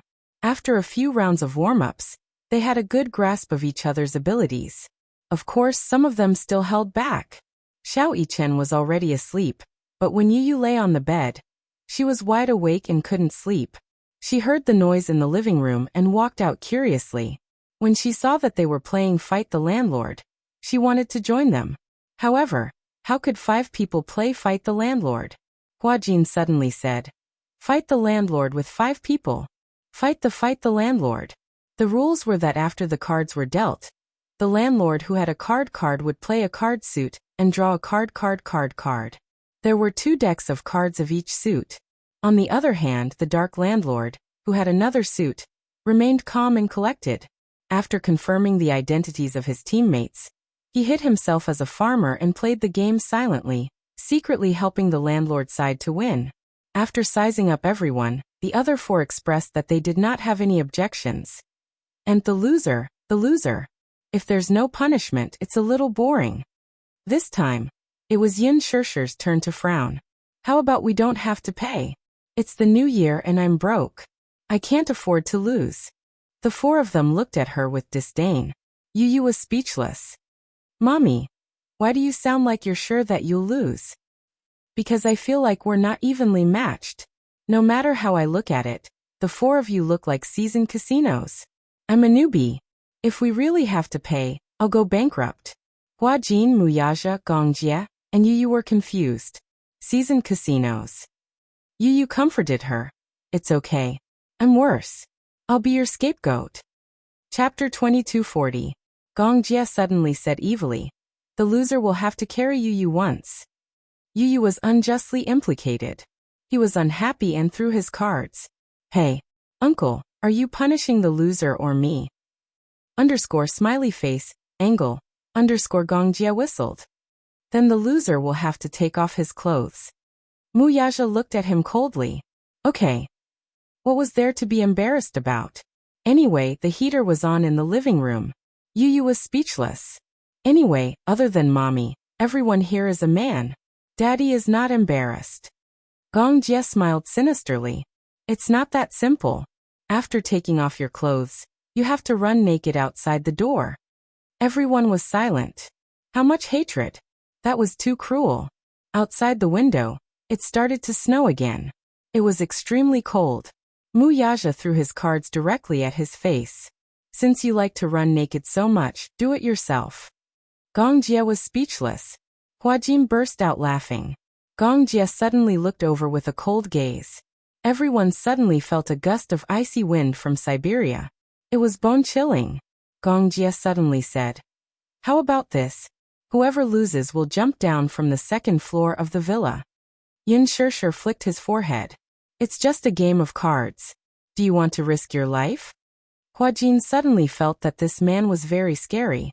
Gongjie was hit by Yin Shishir and said sadly, "This is how we play cards." Yin Shishir said, "You're not human. We don't want to compete with you." Gongjie said, "Sister, we came from the same womb. I'm not human. Are you a genetic mutant?" Yu laughed loudly. "That's right, mommy. At least I came from your womb. If you're a genetic mutant, then what am I?" Yin Shishir complained. "Both of you are not human." Yu was speechless. Gongjie said, "Personal attacks are prohibited." Hua Jin suddenly suggested, "How about a dare?" When the 4 of them heard this, they had no objections. The first round began. Gongjie shuffled the cards smoothly and skillfully. It was obvious that he had been in the casino before. Yin Shishir was surprised to find that her younger brother, who couldn't even play cards properly when he was young, had learned to play cards very well after traveling abroad for more than 10 years. His action of cutting the cards was clean and neat. It seemed that he had practiced it before. There was a landlord in the light and a landlord in the dark. The open landlord who got the landlord card chose a pair of the same suit, and called the dark landlord. The dark landlord hid among the other 4 people and secretly cooperated, which was the so-called traitor, and cooperated with the open landlord to achieve the final victory. In the first round, the landlord fell to Gong Jie. Gong Jie proudly called out hidden landlord. Out of the corner of his eye, he sized up the other 4 people's expressions. All of them were veteran actors, and their expressions did not change at all. Gong Jie's cards were very good. Soon, there was only a single card left. The other 4 people were eyeing him covetously. As the next player, Yin Shirshir sealed her cards tightly. However, the most interesting thing about the open landlord card and the dark landlord card was that other than the open landlord card, the other 4 people did not know who the open landlord card was. Yin Shirshir was about to win, but Hua Jin, this pig of a teammate, made her stay at home. Seeing that there were no more cards left, the open landlord card appeared. The open landlord card quickly appeared. Yu Yu, who was at the top of the Gong Jie card, played a trump card and secretly played Gong Jie's card. The open landlord card won the game. Yin Shirshir was speechless. She looked at Yu Yu and said gloomily, "No way. All 4 trump cards are in your hands? Xiao Jie, you didn't cheat when you dealt the cards, did you?" Chapter 2241. Hence Yin Shirshir was very suspicious. Gong Jie looked very hurt. "Sister, you have to accept your loss. Don't go back on your word after losing. Whoever cheats will have their hands chopped off." Hua Jin said. "It's so bloody. It's just a game of cards. How scary. You have to accept your loss." Mu Yaja threw the cards and glanced at Gong Jie. "Whoever wins gets to make a request." Hua Jin and Yin Shirshir looked at Gong Jie, and Yu Yu's sinister faces, and wished they could hug each other, and chant the great compassion mantra. Gong Jie, on the other hand, flashed a dazzling smile as he pointed at Hua Jin and Mu Yaja flirtatiously. "Both of you, go and do 10 push-ups."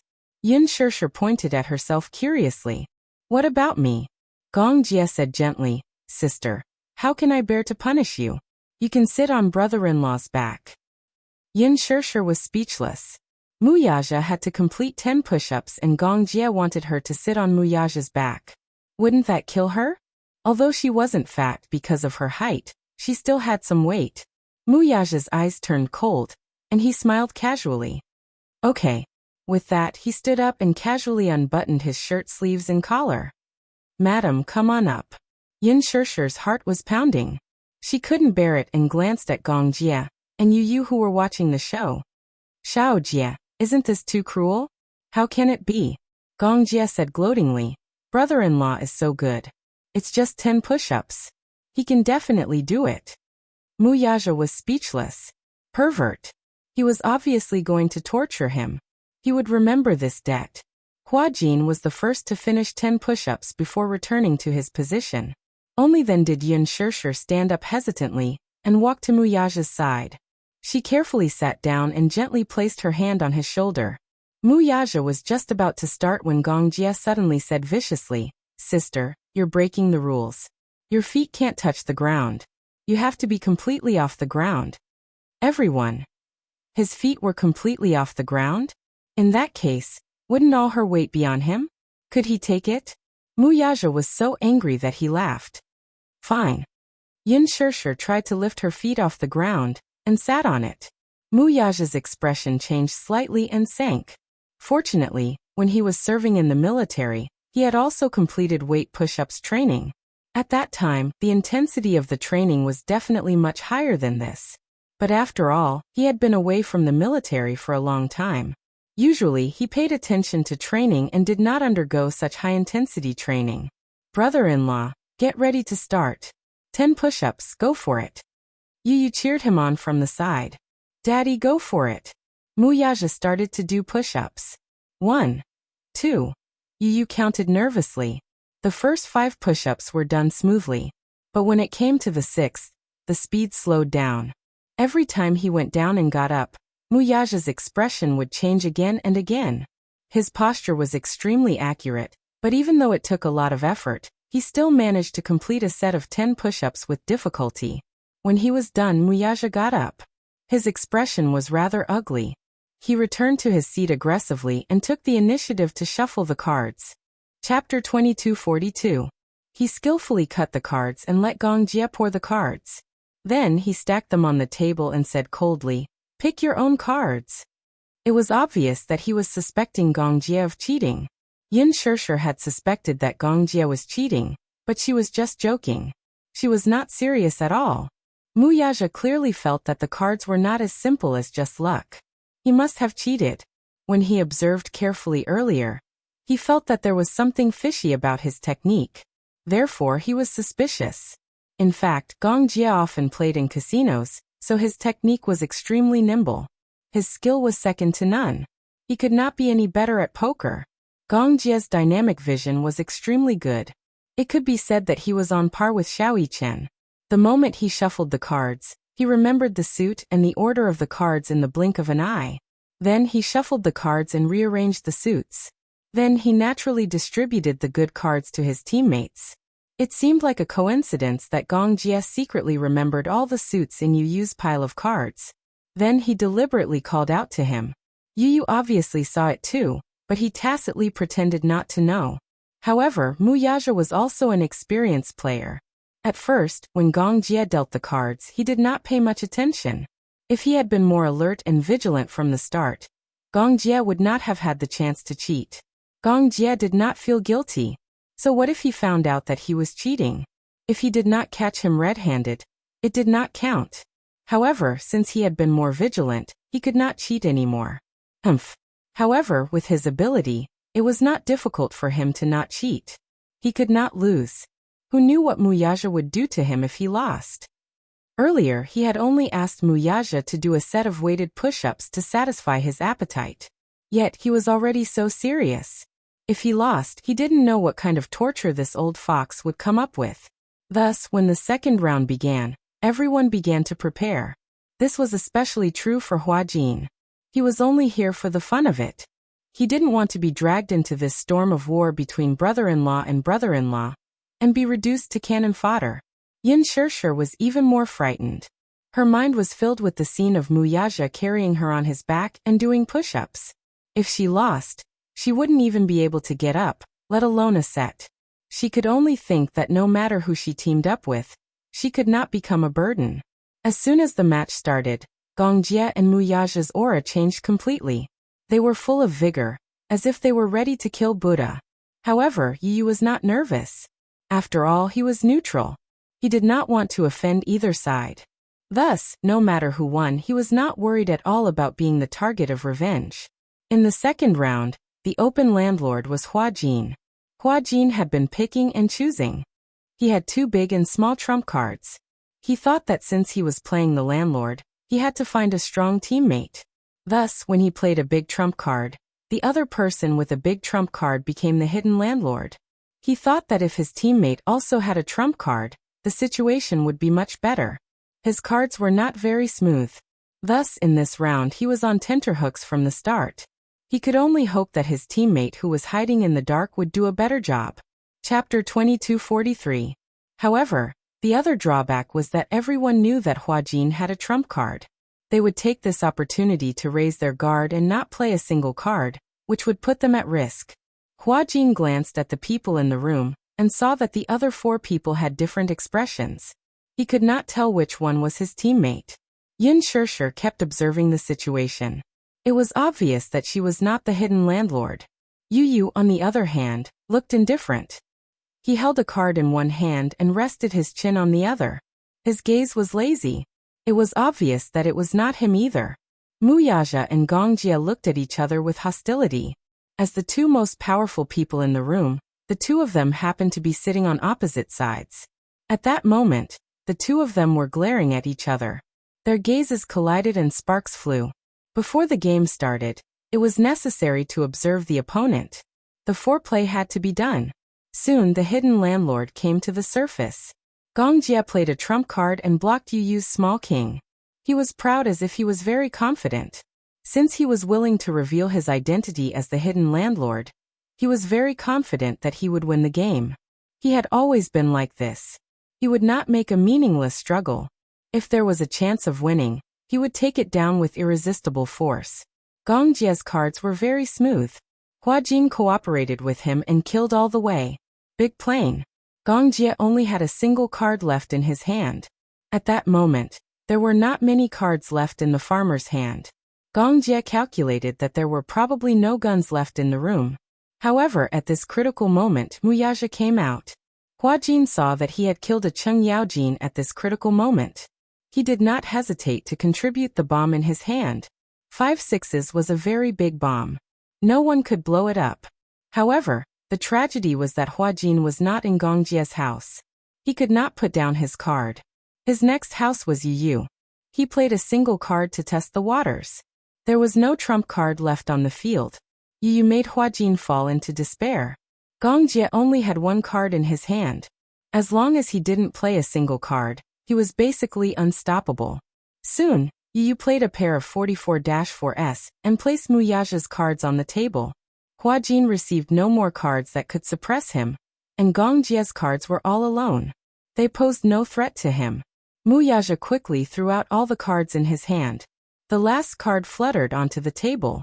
Muyaja crossed his arms over his chest and arrogantly raised his chin.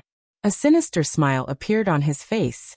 It was as if he was silently brewing some perverted game. Gong Jie's face darkened and turned ashen. He looked at Muyaja, who was constantly sizing him up. His expression changed again and again. It was over. It fell into his hands. Gong Jie gritted his teeth and said angrily. This man's gaze was perverted no matter how he looked at it. He did not know what tricks he was going to play. Hua Jin's eyes widened in shock. He did not expect this round to end like this. He had lost.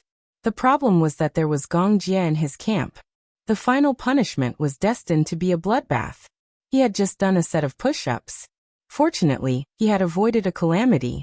This time, would he be implicated in a perverted game like Gong Jie? In the end, his prophecy came true. Chapter 2244. When Yu Yu heard this, she covered her mouth and snickered. Suddenly, she nudged Yun Shishir's shoulder and asked softly, Mommy, Daddy said we're going to play a game. Guess what kind of perverted game it will be? Yun Shishir shook her head blankly and said, I can't guess. But it must be very perverted. Hua Jin accidentally overheard Yun Shishir's words. Even though her voice was very low, he could hear it clearly because they were sitting opposite each other. Corporal punishment. He supported corporal punishment. Hua Jin would rather do push-ups than play this man's game. It must be very perverted, right? Sure enough, his guess was confirmed. Muyaja quickly announced the rules of the game, the tissue game. There were a total of 10 tissues. They were neither thin nor thick. First, Hua Jin had to suck them up with his mouth. Then, using the same mouth-to-mouth method, Gong Jie had to suck them up to his own mouth. Then he would suck all the tissues and throw them into the trash can. Only then would it be considered a success. Wasn't this the same as a disguised mouth-to-mouth kiss? And it was 2 men. Gong Jie and Hua Jin looked at each other, both uncomfortable. Muyaja suddenly said casually, Oh, if the tissues fall on the ground, there's a punishment too. However, if you use your mouth to suck the tissues up from the ground, then you can avoid the punishment. Do you understand the rules? Dead silence. Gong Jie and Hua Jin's faces were extremely dark. Gong Jie's face was dark because he was extremely unhappy with the rules of the game. This was obviously teasing him. What tissue game? It was fine if it was only a woman, but the opponent was actually a man like Hua Jin. This was driving him crazy. Hua Jin's face was dark because he felt like he was the one who was implicated for no reason. It wasn't his first time kissing a man. Most importantly, he didn't dare to think about indirectly kissing a great demon king. What if he touched the big demon's red line and got swallowed whole? Yu Yu tried hard to hold back her laughter. Her shoulders were shaking as she tried to hold back her laughter. Tears were about to come out. Interesting. Uncle, come on. You said it just now too. Since you've lost, you have to accept the punishment. I've prepared the props for you too. Okay. Gong Jie glanced at the 10 tissues that Yu Yu had prepared for him. His lips for a while before he swallowed his anger and said, Okay. He glanced coldly at Muyaja and sneered through gritted teeth, You win. With that, he pushed Hua Jin to the side and ordered, Begin. U and U and U. The problem was that Gong Jie was taller than Hua Jin.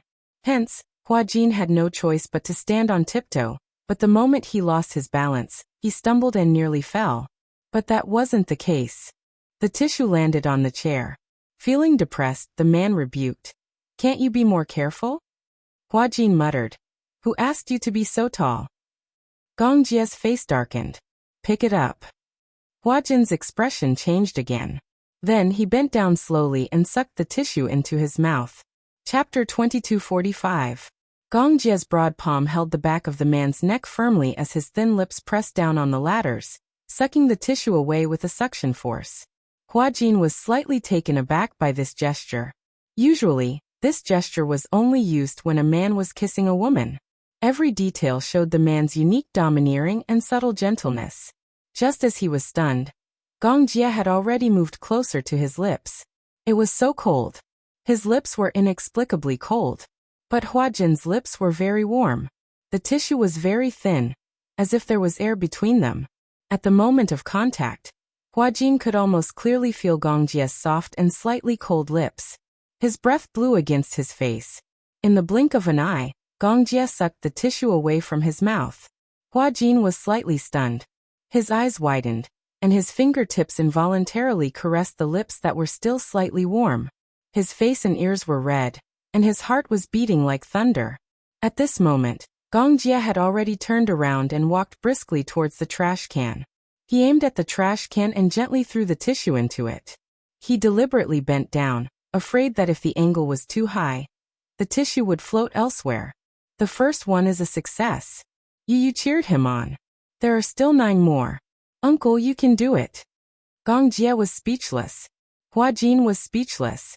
Both of their faces darkened, especially Hua Jin. He wanted to cry. What was this? He was innocent, okay? Yin Shirshir covered her face helplessly. She was speechless. This game really hurts my eyes. You didn't know whether to laugh or cry. Only a black-bellied person like Daddy would come up with such a disgusting game. Little Munchkin's voice was very soft, but it was still heard by Muyaja. He flicked Little Munchkin's head and said unhappily, "Don't talk bad about Daddy." Wu, Gong Jie and the other 2 followed the same process and completed the game one by one. In fact, this game was not difficult at all. The main reason was that the 2 men were kissing mouth to mouth in disguise, so it was inevitable that they would feel awkward and uncomfortable. This was especially true for Gong Jie, a typical straight man. This was his first time kissing a man. Although there was a piece of tissue between them, the tissue was so thin that it was basically non-existent. Through the tissue, he could still feel the shape of her lips and breath. Therefore, when the game was over, the 2 of them returned to their seats with a sour expression. In particular, Gong Jie's face was ashen and gloomy. "Continue," Gong Jie said aggressively. When Yu saw this, she couldn't help but open her pink lips and exclaim, "Wow, Uncle is so cool. His morale is off the charts." I want revenge," Gong Jie vowed solemnly. Then he shuffled and cut the cards. His movements were so swift that it was dazzling. It seemed that Uncle was starting to get serious. Yes, he had to be more careful. Otherwise, he would also become cannon fodder. In the 3rd round, Gong Jie was the landlord again. Yu lamented. "Uncle, why do you keep getting the landlord? You're practically a professional landlord. We've only played 3 rounds and you're already in the 2nd round. Do you think I want to get the landlord?" Gong Jie snorted in annoyance. He obviously despised this luck. Chapter 2246. Yu continued. "It's not easy to play the landlord. I have a lot of bombs in my hand and 4 aces. Uncle, you're bound to lose." Gong Jie sneered. "You're bragging." Yu snorted and said, "Let's wait and see." Gong Jie was the first to play. It was a straight of 7 cards. However, Muyaja threw out an 8 in the next second and dominated the scene. He played the biggest card since it was a straight of the top. Unless it was a bomb, there was no other way. The moment Muyaja played his cards, he immediately ruled out the possibility of him being the landlord, who would block their own family's cards. Hence, no one could stop Muyaja from playing his cards. However, just as his cards were about to run out, Yu Yu's sharp eyes spotted a card in the pile of cards that Muyaja played. A 9 of spades. This was the landlord card that Gong Jia had called out. He was the first to discover it. The others also discovered it one after another. Daddy, you're the landlord? When Yin Shirshir saw this card, she turned pale with fright. She had always thought that Muyaja was her teammate. Hence, when Muyaja played his cards, she did not have her guard up. In the end, she did not expect him to be the landlord. Gong Jia, on the other hand, was equally baffled and confused. You're the secret landlord? Muyaja admitted frankly and nodded. Yeah. Gong Jia was immediately enraged. Then why did you keep betting on my cards? Muyaja casually said. I just don't like you. Everyone was speechless. Gong Jia was once again confused. Yin Shirshir did not say another word. This time, she could not let Muyaja play his cards. She immediately blew up and sealed it. This time, the landlord's side was out of ammunition and food. Muyaja's hand was very smooth. Originally, he only had one bomb in his hand, but this bomb had already been used to bet on Gong Jia's hand. The 2 bombs in Gong Jia's hands also blew up Muyaja. Now he had no more cards to play. Yu Yu had a lot of cards in his hand. Initially, he thought that Daddy was his teammate, so he had been going easy on him. However, when he found out about Daddy's identity, he immediately started throwing his cards. Gong Jia and Muyaja stared at each other helplessly. They had no more cards to play. Yin Shirshir, Yu Yu, and Hua Jin could be considered to have a tacit understanding of each other, so they won easily. Gong Jia threw down his cards and cried out gloomily. This is an internal strife. He could have won. Brother-in-law, do you have any standpoint? Why are you betting on me when you have such good cards? Muyaja said that famous phrase again. I just don't like you. Gong Jia was furious. You. Yin Shirshir immediately became the peacemaker and mediated. Aya, no matter what, you've already lost. Both of you should accept your punishment obediently, right? Yu Yu clutched his stomach and laughed. Originally, he thought that Daddy was his teammate. This time, Uncle was going to lose again. He didn't expect the outcome to be reversed. Uncle had indeed lost, but Daddy had also lost. He laughed loudly. He was overjoyed. Gong Jia lost dejectedly. It was fine if he lost, but this time, he felt very sullen. How should we punish them? Yu Yu pursed his lips coldly. Gong Jia looked a little timid. This little guy was also a first-class black-bellied person. He didn't know what kind of rotten idea he would come up with this time. Hua Jin and Yin Shirshir, on the other hand, were calm and composed. How about this, Uncle? You and Daddy will interlock our fingers until the end of the next round. Gong Jia widened his eyes in shock. Are you kidding? Chapter 2247. Muyaja glared at him coldly. Don't mess around. You must accept your loss. You must accept your loss. Hurry up and hold hands. Otherwise, if you don't do as I say, I'll think of something more fun, okay? This was considered a threat. At the thought of Yu Yu's little head, who knew what terrible punishment she was thinking of, Gong Jia and Muyaja looked at each other in disdain. Then, they gritted their teeth and reached out to each other. However, just as their hands touched each other's fingertips, Muyaja retracted his hand in disgust and said coldly, How disgusting. Holding hands with a man gave them goosebumps. Gong Jia's lips twitched. Then he said coldly, Brother-in-law, you still have the cheek to say that? If you weren't a hindrance, would you need to be punished? Muyaja sneered. Who told you to pick me as your teammate? Gong Jia replied angrily. If I knew that the 9 of spades was in your hands, I wouldn't have picked you even if I died. You couldn't stand it anymore. She urged. Hurry up, don't waste time. Isn't it just holding hands? What's so difficult about that? Muyaja and Gong Jia glared at him in unison. Their eyes were full of resentment. Change the punishment. Gong Jia demanded righteously. Yu Yu glanced at him calmly. Then she agreed readily. Okay, then you can kiss. Gong Jia was speechless. Muyaja was speechless. Yin Shirshir covered her face. This guy was really two-faced. He actually made 2 men who didn't get along and were even incompatible like fire and water kiss each other. How cruel. What punishment could be worse than this? Gong Jia complained.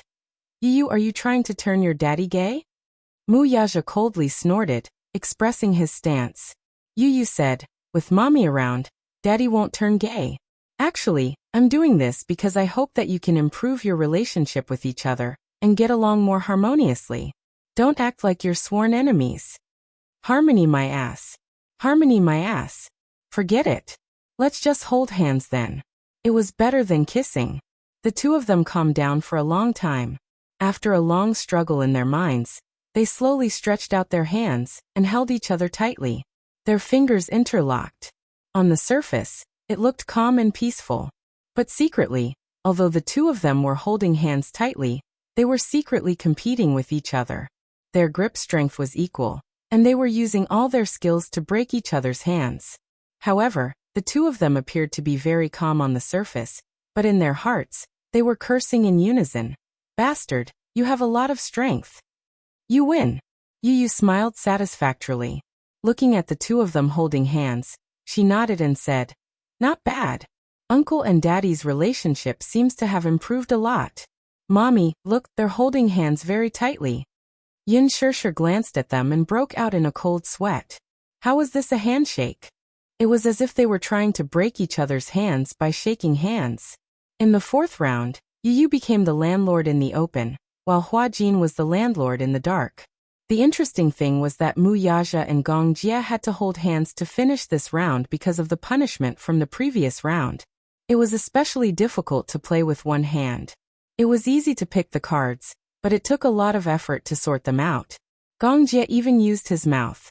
In the end, he was flustered and messed up the cards, causing them to fall face up on the table. Yu and Hua Jin immediately went over to take a peek. Chapter 2248. Yu said matter-of-factly, what do you mean by peeking? Uncle was the one who laid out the cards on the table for us to see.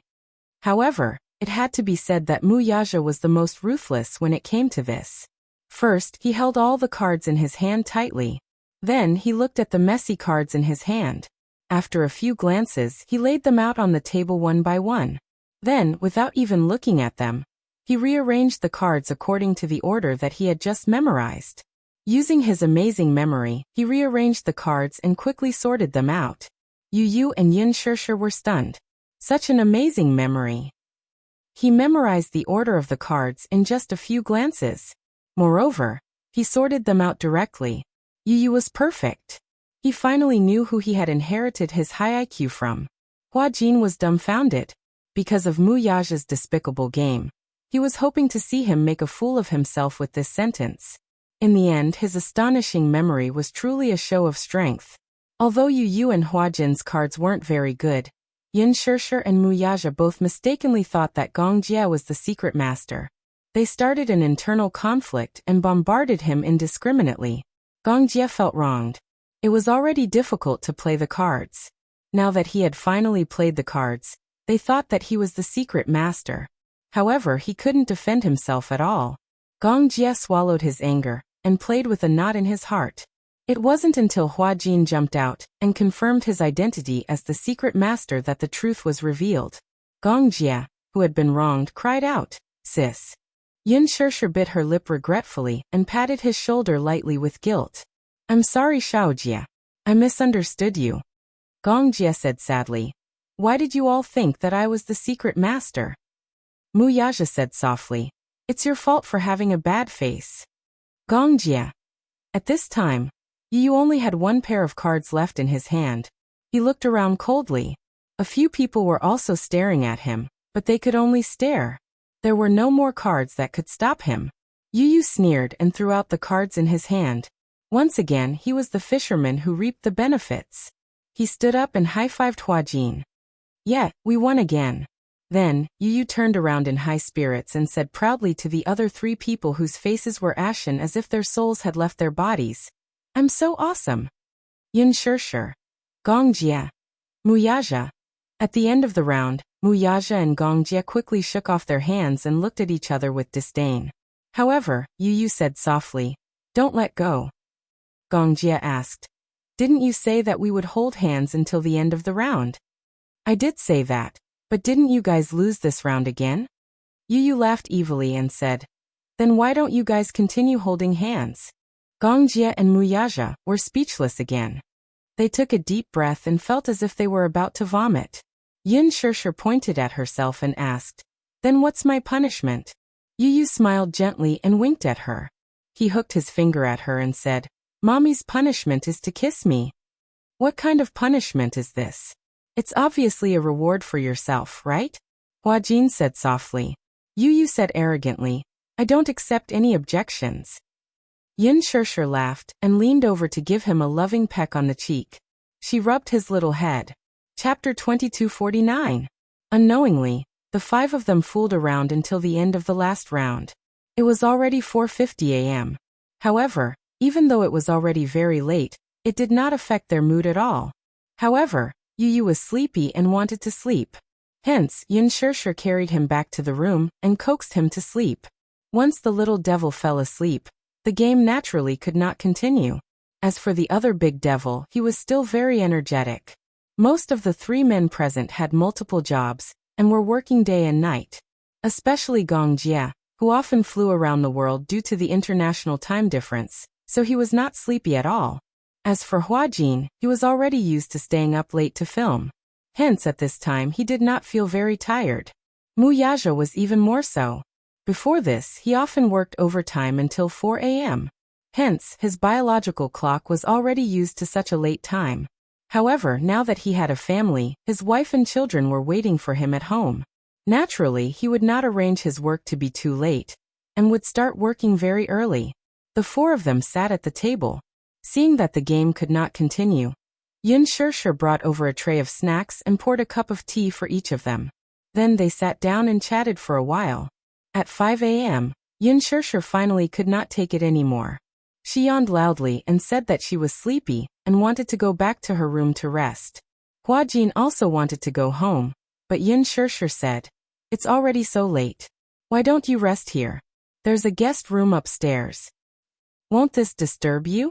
Huajin asked worriedly. Yin Shirshir was about to speak when a cold voice interrupted her. A cold voice sounded from the side. "Yes." Yin Shirshir turned around in surprise and saw Muyaja looking at her with disdain. "So hurry up and go home." Gongjie immediately retorted on behalf of Huajin. "Brother-in-law, you're not cute at all. Actually, you just can't accept it, right? Just now, when we were playing cards, Huajin's luck was too good and he beat you to a pulp. That's why you're upset. Humph, a sore loser." Muyaja said coldly. "Shut your mouth." Gongjie glared at him with hostility. Yin Shirshir hurriedly stepped forward and mediated. All right, stop quarreling. Xiaojie, you two don't go back. Stay here tonight." When Gongjie heard this, he pretended to be arrogant and said, "I want to, but it seems that brother-in-law doesn't really welcome me." Muyaja immediately replied, "Yeah, you're not welcome. Look." Yin Shirshir walked over angrily and pinched Muyaja's face with both hands. "Umph. I'm warning you, you'd better be more polite to my Xiaojie."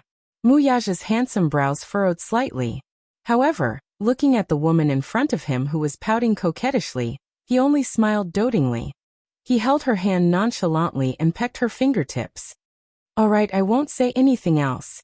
That's a good boy." Yin Shirshir smiled happily and reached out to pat his head gently.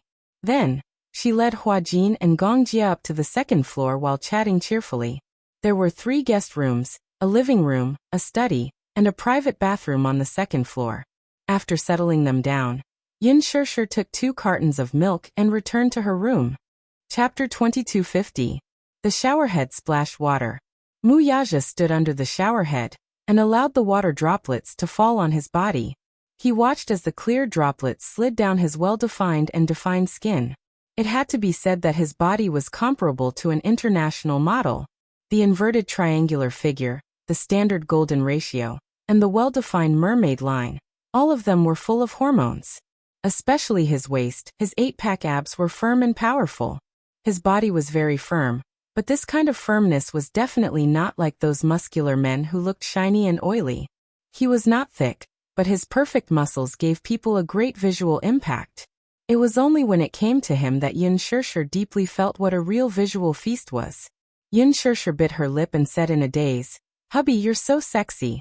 Muyaja looked back and stared at her for a while. Suddenly he laughed and said, "My wife, why are you having a nosebleed?" Nosebleed? Yin Shirshir was shocked. She didn't have time to think carefully about the playfulness and teasing in his words. She subconsciously reached out her hand to wipe her nose. However, after wiping again and again, she didn't manage to wipe the blood. A certain silly woman then realized that she had been tricked. She immediately raised her head in displeasure and glared at him. "Why do you like to tease people so much?" Muyaja smiled mischievously. Then he hooked his finger at her and said in a deep voice, "Come here." His voice was very low, and his extremely magnetic voice resonated in the shower room with a kind of bewitching resonance. Yin Shirshir seemed to have been bewitched. She walked over as if possessed. When she was close enough, she sized him up. "What?" Muyaja suddenly reached out an arm from the shower cubicle, grabbed her hand tightly, and pulled her into the shower cubicle. Before Yin Shirshir could react, she was drenched by the shower head. She only felt the world spinning. When she came back to her senses, she was already pressed against the wall by a certain vile man. Muyaja's naked body covered her like a mountain. Her petite body was controlled by him in this narrow space, with nowhere to run. The milk carton fell to the ground with a thud. The milky white milk dripped along the floor and flowed down the drain. "You!" Yin Shirshir looked at him in surprise. Her gaze then fell on his chest, which was so sexy that it was almost suffocating. She involuntarily sucked in a breath of cold air and stammered, My clothes are all wet, sigh. It's okay." The man lowered his eyes and lowered his wet eyelashes. The two of them snuggled intimately together. Yin Shirshir only had to look up to see the crystal-clear water droplets on his long eyelashes as they slowly dripped down the ends of his eyelashes. Muyaja reached out to unbutton her shirt. Yin Shirshir shyly grabbed his large hand and said hesitantly, "Xiao Jia and Hua Jin are still upstairs." "Don't be like this," Muyaja said disapprovingly. "The soundproofing of this house is very good. You don't have to worry about that." Yin Shirshir was still stammering. Her face was so red that it looked like blood was about to drip out. It was obvious that his initiative made her a little shy. Muyaja couldn't help but laugh. He couldn't help but tease, "Shy?" Chapter 2251. The man pecked her lips lightly. His gentle breath and the warm water gave her a great thrill. "We're already an old married couple. What's there to be shy about?" Unexpectedly, this sentence made Yin Shirshir blush even more. She couldn't be any more embarrassed. "Old married couple," she muttered unhappily. "Who's an old married couple with you?" The wedding hadn't even been held yet. They could only be considered newlyweds.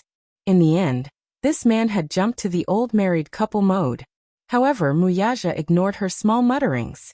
Like an evil demon king, he gently and patiently enticed her. "Don't tell me you don't want me?" His voice was so low and bewitching that Yin Shirshir bit her lip, but she didn't dare to act rashly. Their bodies were so close together that she quickly felt the subtle changes in his body. Sensing this change, she was shocked again. She stared at him with her eyes wide open, not knowing what to do. "Look," Muyaja said. "It's already in high spirits because of you." Yin Shirshir felt wronged. She quibbled, "I didn't do anything." However, Muyaja said, "Little thing, you didn't do anything, but you're already damn tempting." He suddenly hugged her, his large palm holding her little hand gently. Then he said bewitchingly, "Touch, touch." Yin Shirshir's eyes widened instantly.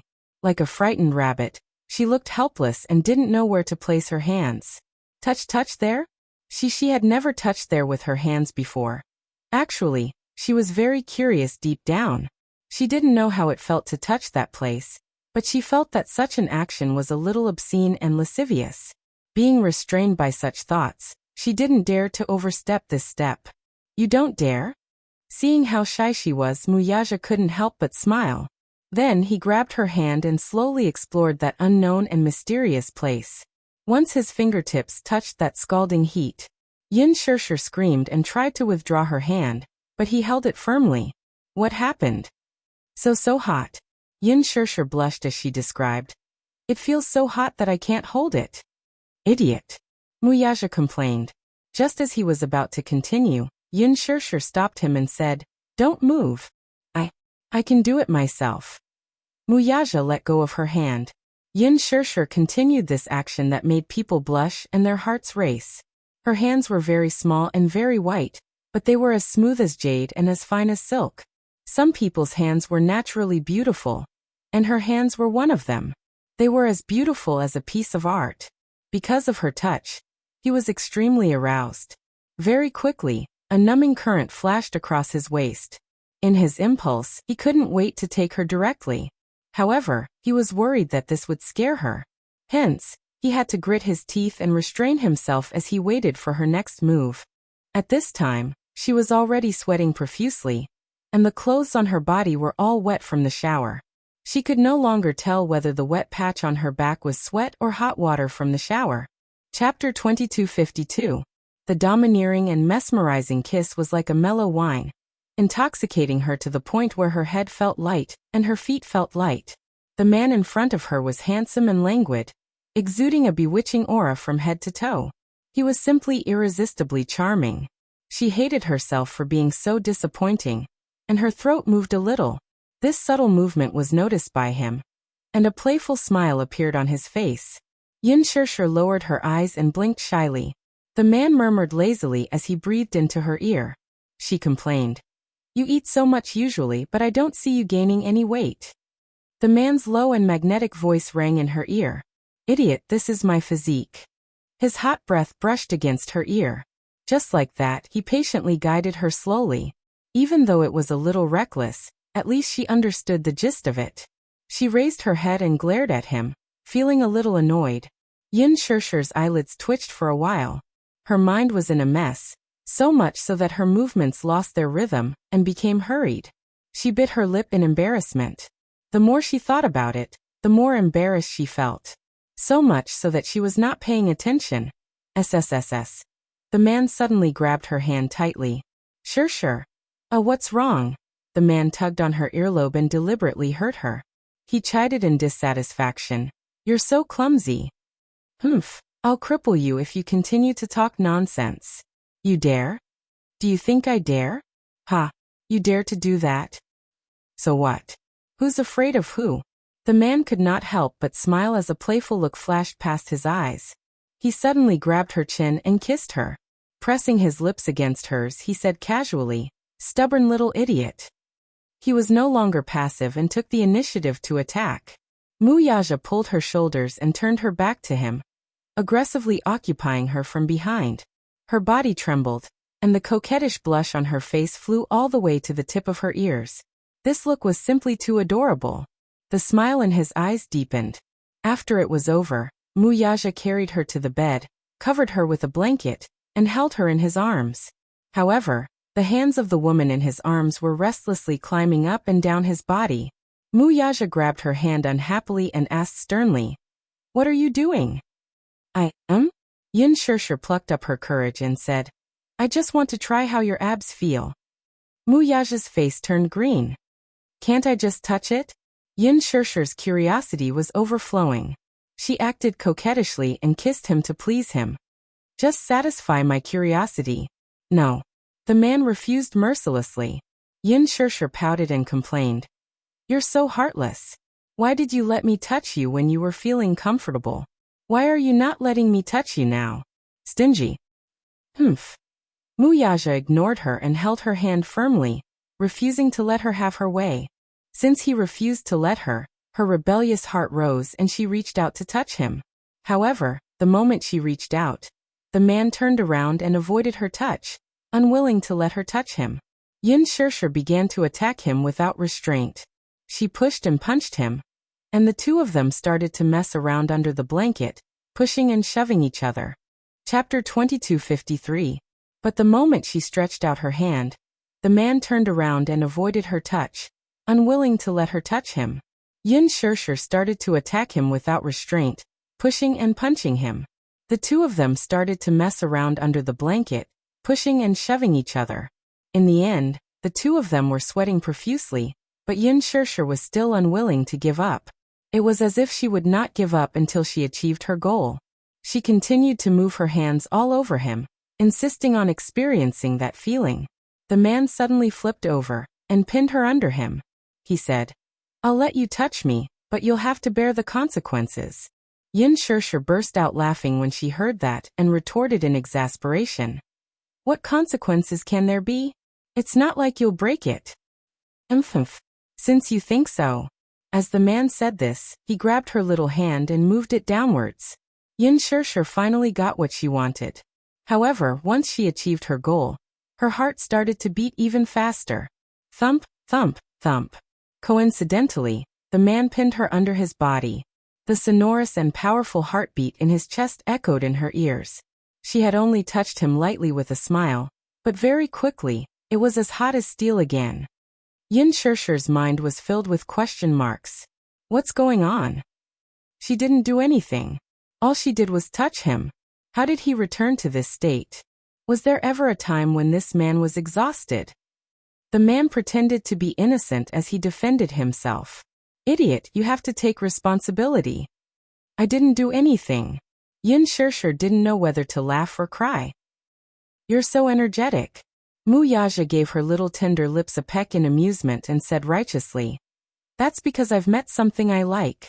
That's why I have so much energy. Yin Shirshir smiled and pushed his shoulder. All right, let's go down. I'm not playing anymore. Let's go to sleep. You want to sleep just like that. Mu Yaja harumphed coldly. But how could he let her off so easily? It had finally calmed down, and now it had returned to such a state. Shouldn't she be responsible for it? Before the woman could protest, her weak voice of resistance was quickly swallowed by the man's passionate kiss. It was an enchanting night until dawn. On the first day of the new year, Gong Jie woke up in the afternoon. He walked around downstairs and realized that Xiao Chen had also woken up early. Xiao Chen went to bed early, so he woke up early. Since he was awake, Yu naturally got up as well. After Yu got dressed and washed up, she walked into the living room and saw Gong Jie and Xiao Chen sitting in front of the TV, playing games together. Yu loved to play video games, so he bought a lot of gaming equipment at home. He bought an Xbox 360, an iWii, a PS4, and a large pack of game discs. Xiao Chen loved to play video games as well, so when he had nothing to do, he liked to sit in front of the TV and play games. The two of them were playing games in full swing. In the dining room, Yu yawned repeatedly as she cooked lunch. After the dishes were served, Gong Jie and Xiao Chen walked over. Coincidentally, Huajin had also woken up and was walking down the stairs. Brother Huajin, come down and eat. Brother Huajin. A trace of warmth slid down his heart. Huajin couldn't help but smile as he sat down at the dining table. Yu distributed the bowls and chopsticks. Gong Jie suddenly asked, "Where's your mommy? It's time to wake her up and eat." Chapter 2254. Oh, they're probably still sleeping. Let's not disturb them. It's already midnight. It's time for them to wake up. As Gong Jie spoke, he coaxed Xiao Chen and said, "You're in charge of waking them up." No way. Yu scooped a bowl of rice for him and said seriously, "They probably slept very late last night, so they shouldn't be awake at this time. Let them sleep a little longer. When they wake up, they can take care of their own lunch." Gong Jie couldn't help but be suspicious. He asked curiously, "How do you know that they slept very late?" Yu held his chopsticks in his mouth and smiled elegantly. "Uncle, you're single. You shouldn't ask so casually. If you don't ask, you won't get hurt." The table of single people understood instantly. Huajin held his stomach and laughed. Ha ha. This Yu didn't sound like a 7-year-old child at all when he spoke. Instead, he sounded like a mature man. It was so funny. Gong Jie flicked his forehead and said angrily, "What are you laughing at?" Huajin laughed and said, "I didn't expect you to be single too." Yu smiled and said, "Uncle, you're single. Brother Huajin is also single. Why don't you two hold hands and get together?" Gong Jie said rudely, "Get lost." Huajin's face turned pale, but it quickly turned red and he said, "I'm straight. I like women. But I saw you two playing the paper towel game last night. You two had great chemistry. Come to think of it, you two have kissed 10 times. At this point, Yu suddenly leaned forward and looked at Gong Jie. He teased, "How was it? When you two kissed, did you feel like you were electrocuted?" Xiao Chen was confused as he listened. He slept very early last night, so he didn't participate in the mahjong game last night. Naturally, he didn't know about those exciting things. Get lost. Gong Jie's face darkened. This isn't considered kissing. You obviously wanted to stir up trouble. Uncle, you're so handsome and rich. Why can't you find a girlfriend? Is it because there's something wrong with your sexual orientation? Scram. Don't tell me you like pretty boys. Scram.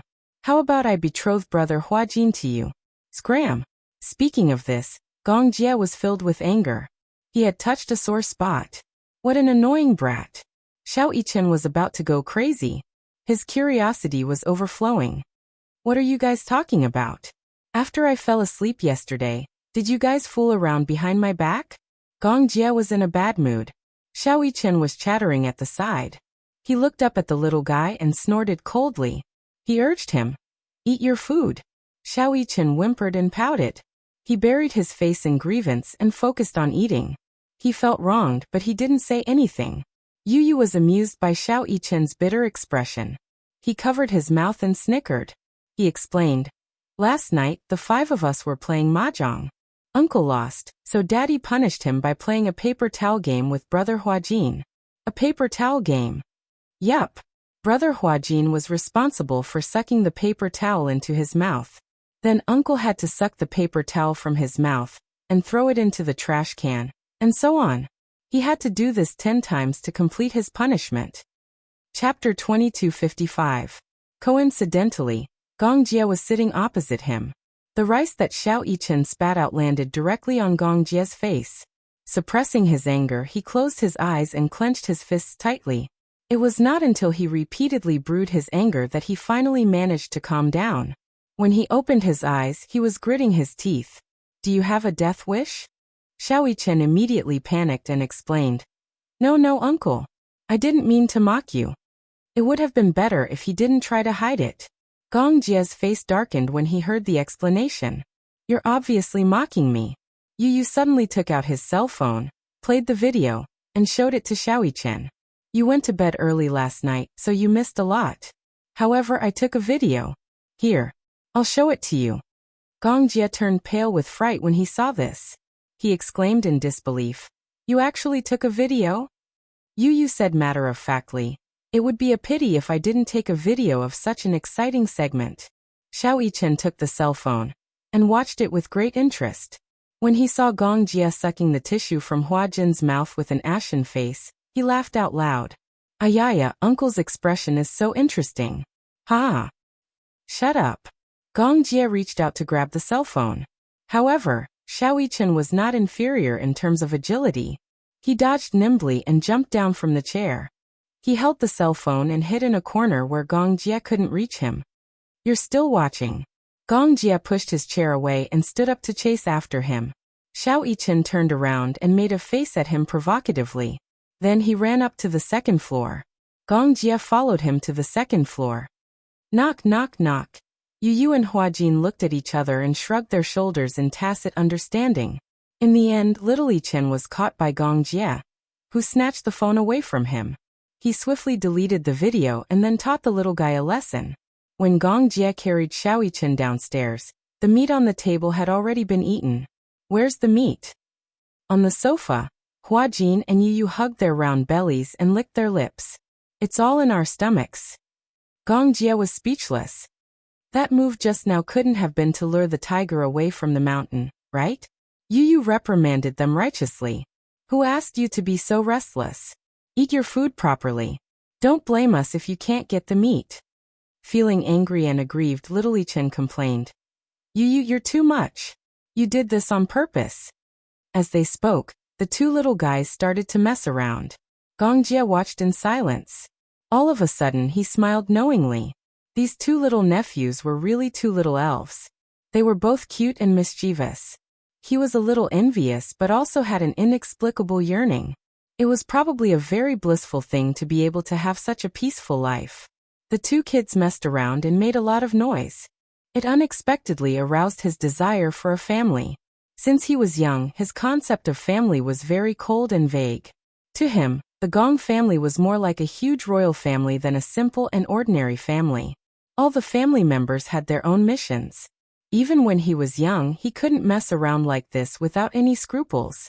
In the face of huge benefits, every family member was eyeing covetously. Therefore, Gong Jie had always been vague about the concept of family. He only thought that family was just a place to stay. Chapter 2256. If his father knew that he had 2 adorable grandsons, he would be overjoyed, right? At this thought, Gong Jie's expression froze. However, would there be a day when they could reunite? On the one hand, he hoped that his father would know that he had 2 adorable grandsons. On the other hand, from Yin Shishir's perspective, he hoped that his father would never know. This way, he would not disturb their peaceful life. The feud between the Gongs and Mews was not something that could be explained in a few words. The hatred between the Gongs and the Mews was unfathomable. If his father knew that he would never allow his sister to be with Muyaja, he would definitely interfere. His sister would be heartbroken though. Through this period of understanding, Gong Jie knew that his sister loved that man deeply. Hence, for the sake of his sister's happiness, he would never do anything that would make her sad. No matter what kind of feud existed between the 2 families, it had nothing to do with Muyaja. Although he hated the Mews, he could not bear to be ruthless toward the man who could give his sister happiness. This was probably what it meant to love the house and its crow. For his sister's sake, he could choose to tolerate Muyaja in all aspects. However, at the same time, he could not confess this matter to his father. He was worried that his father would not be able to accept it. Yes, his father and mother's love was also destroyed by that executioner, Mu Sheng. A car accident separated heaven and earth forever. Love, hate, anger, and infatuation. He did not wish for his father to become the second Mu Sheng. Hence, he would keep this matter a secret for as long as possible. Even if it was a little difficult for him to be sandwiched between his father and sister, he had no other choice now. Smack. Just as Gong Jie was deep in thought, a pillow flew directly at his face. He caught it and saw the 2 children playing around on the sofa, each hugging a pillow and hitting each other. Wah wah wah. Save me. I'm going to die. Under Yu Yu's attack, Xiao Chen quickly lost the upper hand. Gong Jie's face darkened as he thought to himself, idiot. You 2 brats, stop messing around. Uncle Yu bullied me. Uncle, teach this fellow a lesson for me. Just as the 3 of them were fooling around, the phone rang. Everyone fell silent. Yu followed the sound and found the phone on the sofa. Surprised, she asked, whose phone is this? When Hua Jin saw this, he raised his hand and said, mine. Yes. Someone is calling you. Yu handed her the phone. Hua Jin took the phone and glanced at the number displayed on the screen. His face immediately turned cold. Under everyone's strange gazes, he hurriedly walked to the balcony and picked up the phone. Little Ya? Jin. Lin Shuiya's willful and coquettish cries came from the other end of the line. There was a hint of helplessness and uneasiness in her voice, but more than that, it sounded soft and coquettish. She sobbed, where are you? I'm at home. Hua Jin did not think too much about it, and lied that he was at home. However, as soon as he said that, he felt an inexplicable sense of guilt. On the other end, Lin Shuiya stood in Hua Jin's apartment. Looking around, a trace of cold disappointment appeared on her exquisitely made-up face. Is that so? Then why don't I see you? Chapter 2257. Was she in the apartment? Today was not the first day of the Lunar New Year. Why would she come out to look for him at this time? Hua Jin walked over to the clothes rack, picked up his coat, and put it on. Lin Shuiya's intermittent cries could be heard from the other end of the line. She sounded weak and helpless. Compared to her usual haughtiness, she now looked like a helpless little bird. I'll give you half an hour. Come to my side immediately. Jin. I need you. Now. Lin Shuiya ended the fairy tale with an almost commanding tone. Hua Jin held the cell phone in a daze for a while. Then he smiled bitterly and turned around. Yu Xiaoichen, I have something to do now. I need to rush back immediately. When Shir and Chairman Mu wake up, please pass on my wishes for a happy new year to them. Brother Hua Jin, where are you going? Yu asked suspiciously. Hua Jin pondered for a moment and smiled helplessly. I have something important to do. I have to leave immediately. I'm sorry. It's okay. If it's urgent, then go quickly. We'll pass on your New Year's greetings for you. Oh right. Hua Jin took out 2 red packets from the pocket of his shirt and gave one to each of them. This is a red packet I prepared for both of you. It's a little token of my appreciation. Thank you, brother Hua Jin. Xiao Yichen, and you were beaming with joy. Hua Jin bent down and kissed the 2 little fellows on their foreheads. Then he turned around and left in a hurry. When Hua Jin returned to the apartment, he stood at the door and saw a pair of high heels sitting quietly on the shoe cabinet outside. She was here. His heart sank to the bottom of the valley. Her arrival did not bring him a trace of joy. Instead, it made his originally joyous mood even heavier. He did not like Lin Xuya at all. In fact, he hated her. Being together with her was more like a way to make do with each other. Having debuted in the entertainment industry for so many years, he had won many dazzling awards with his outstanding acting skills. Many people said that he was born to be an actor. He had a face that was more beautiful and charming than a woman's. It was definitely a gift from the heavens. What made people even more jealous was that he was obviously not an actor, but he was blessed by the heavens. His natural acting skills were praised by many veteran actors. That's right. His acting skills had reached the pinnacle of perfection. It was as if he was born with it. Therefore, in front of her, he was able to show his love and infatuation for her even though he was clearly disgusted with her. When he was with her, he put on a show, as if he was wearing a mask all the time. This was also a form of torture. The apartment was unlocked with his fingerprint. He opened the door and walked in. He found that all the lights were on, and the curtains were tightly closed. Hua Jin had only just stepped through the door, but he felt his heart sink for no reason. In this way, where was the end? Usually he would accept scripts and act. No matter what, he would leave the cast and crew after 1 or 2 years. But when would the script with Lin Xuya end? The apartment had 1 bedroom and 1 living room. It was more than 60 square meters, but it gave him a cold feeling. It was as if he was on a desolate island. Hua Jin placed his phone on the table and walked into the living room. There was no one there. He pushed open the bedroom door, but she was not there. Xiaoya. Chapter 2258. Was he already gone? Impossible. Hua Jin suddenly thought of something and walked to the bathroom door. Through the closed door, he could clearly hear the sound of water splashing from the bathroom. His heart skipped a beat and he pushed the door open. A gust of warm steam hit him in the face. Hua Jin's eyes widened. His gaze pierced through the mist and caught sight of a figure sitting in the huge bathtub. The heater in the bathroom was turned on, and the difference in temperature was like heaven and earth. Hua Jin walked in and closed the bathroom door. He walked slowly to the side of the bathtub and squatted down gently. He saw Lin Xuya hugging her knees and sitting in the bathtub. She had not taken off her clothes. She sat in the bathtub with her clothes on and allowed the showerhead to soak her. She buried her face in the crook of her arms. Her lonely figure seemed to have a lot on her mind. Even when Hua Jin called her softly many times, she did not respond. Xiaoya, what's wrong? Hua Jin asked gently. He had never been so patient in front of ordinary people. He asked over and over again without getting tired of it. It was only then that Lin Xuya lifted her head. However, her eyes were red and bloodshot. The water on her face was dripping wet.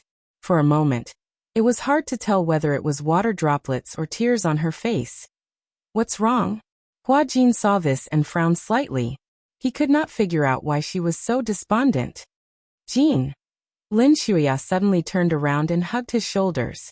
She mumbled helplessly. Let's go far away together, okay? Just the 2 of us. Leave this place and never come back. Hua Jin frowned and was stunned for a moment. He held her shoulders and met her helpless and lost eyes.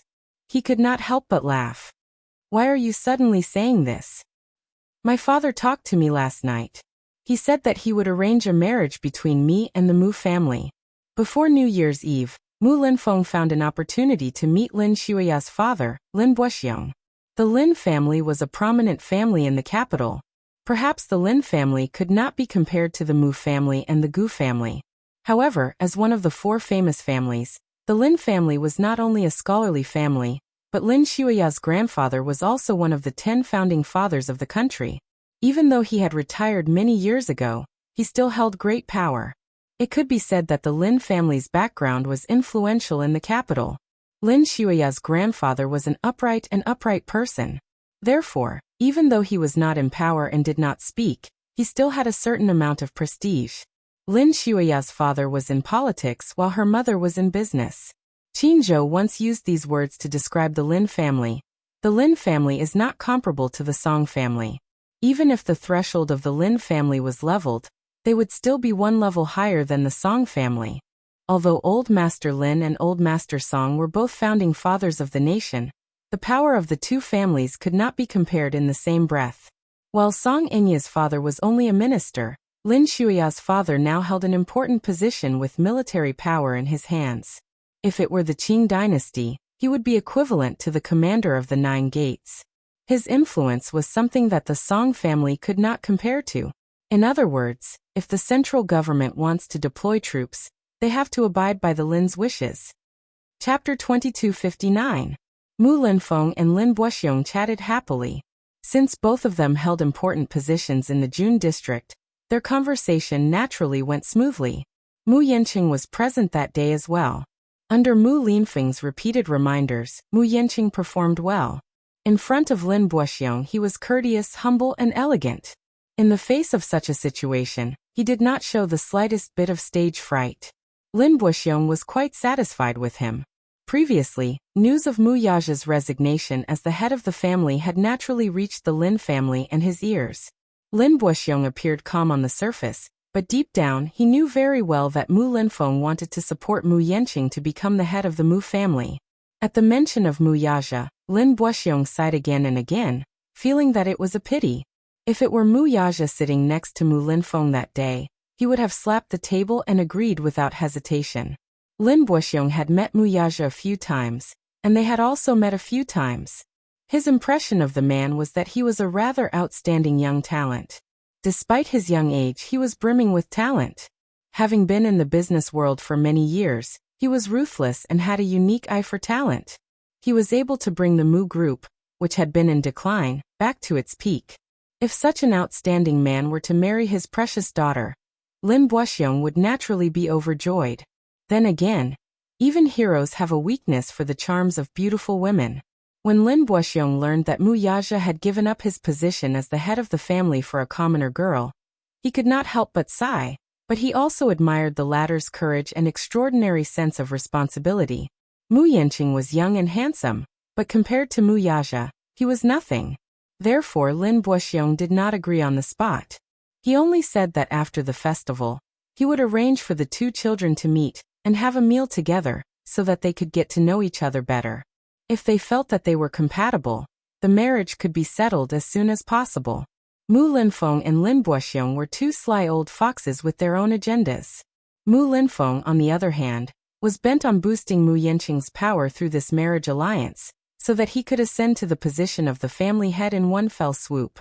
If he married Lin Xueya, he could rely on the Lin family's influence to secure his position as the family head in the future. What about Lin Buoxiong? His heart was heavy with worry. Lin Xueya was his most treasured daughter. At the same time, she was also the most troublesome child. Perhaps it was because she had been pampered too much since she was young that everything went according to her wishes. This kind of pampering had gradually evolved into spoiling. Immersed in such a doting environment, Lin Xueya's character became arrogant and willful. She did things her own way and was unreasonable to the point of being willful. Although she was willful and a little spoiled, it was fine. However, he had not taught his daughter well. He had to admit that. Lin Buoxiong thought to himself, "Anyway, when the time comes, my daughter will eventually be married off. I'll find her a gentle husband who will pamper her and love her. When she has children in the future, she will naturally grow up and become sensible." That was what Lin Buoxiong thought, so he just let her be. Little did he know that the more he let her do as she pleased, the more out of control she became. His daughter was actually fooling around with an actor outside. The Lin family adhered to tradition. After all, they came from a scholarly family. Regardless of whether it was a boy or a girl, they paid great attention to etiquette and self-restraint. Chapter 2260. When Lin Buoxiong found out that his most beloved daughter was secretly keeping a gigolo in the entertainment industry, He was furious. He had secretly done a background check on this little lover. When he got his hands on the information, he glanced through it and found that it was full of misdeeds. One could only imagine how furious Lin Buoxiong was at that time. He had always had high expectations for Lin Shuya, and had always raised her like a well-bred young lady. However, he did not expect her to fool around behind his back. In a fit of anger, Lin Buoxiong sent a few men to find Hua Jin, and warned him to stay away from his daughter. Of course, Hua Jin was more than happy to do so and agreed repeatedly. However, when Lin Shuya found out, she went home and raged with Lin Buoxiong. Her words made it clear that it was impossible for her to cut all ties with Hua Jin. Even if he wanted to arrange a marriage for her, she would gladly accept it. However, there was a condition. Her future husband must not interfere with her private matters with Hua Jin. How preposterous were these words! A married woman was still entangled with other men outside. If it was any other husband's family, they would not be able to tolerate it. Although there were many women who married into rich families, they did not have any feelings for their husbands. In the end, they went their separate ways and did not ask about each other. However, Lin Shuya was different. Lin Shuya was born in the Lin family. If she were to stir up the foul atmosphere, the Lin family's reputation would be ruined. Of course, Lin Buoxiong would not agree and scolded Lin Shuya badly. Lin Shuya was used to doing things her own way. Why would she listen to him? She insisted and said that Hua Jin was her bottom line. If this bottom line was not violated, everything could be discussed. However, if it was violated, she would not let it go. Because of this, he flew into a rage and repeatedly asked Lin Shuya to cut off all ties with Hua Jin. Not only did Lin Shuya not listen to him, and cut off all ties with this gigolo, the situation became worse. The originally harmonious relationship between the father and daughter gradually became like walking on thin ice. Lin Buoxiong gradually lost confidence in his daughter. Originally, he wasn't worried about her marriage, but now he couldn't wait for this unfilial daughter to get married. Firstly, he hoped that this daughter of his would change her mind. At the very least, if she could have a child after getting married, she should not be entangled with that man for the sake of the child. Hence, Lin Buoxiong had no objections when Mu Linfeng invited him to discuss this matter. Marrying into the Mu family was a good choice. Even though he did not particularly approve or like Mu Yanqing, if he could subdue his daughter, he would approve of this marriage. However, when it came to marriage, Lin Buoxiong was quite open-minded. He didn't have the final say. He wanted to bring his daughter to meet each other. If they had a good impression of each other, they might as well try to date each other and arrange a marriage. Mu Linfeng agreed and arranged for the two children to meet after the Lantern Festival. When they got home, Lin Buoxiong told Lin Shuya about it. Lin Shuya's face immediately darkened, and she immediately refused. However, on this point, Lin Buoxiong's attitude was quite unyielding and did not allow for refusal. No matter what you think, it's not up to you to decide on this matter. I'm only telling you this so that you can be mentally prepared. Whether you want to go or not, you have to go this time even if you don't want to. Chapter 2261. After a pause, Lin Buoxiong continued. Also, I'm warning you, don't you dare play any tricks. I won't fall for it. When you're on the stage, you have to show me all the good manners that I've taught you. You should know what to do in your heart. If you don't do as I say, I have ways to make you regret it. Lin Shuya could hear the undisguised threat in her father's words.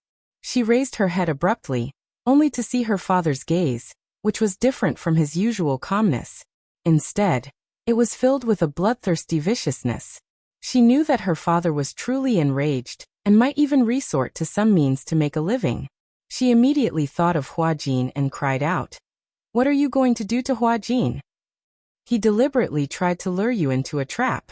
For a man like him, breaking his legs would be considered going easy on him. I think you've been bewitched by him and have fallen head over heels for him. I think that kid's face is especially good looking.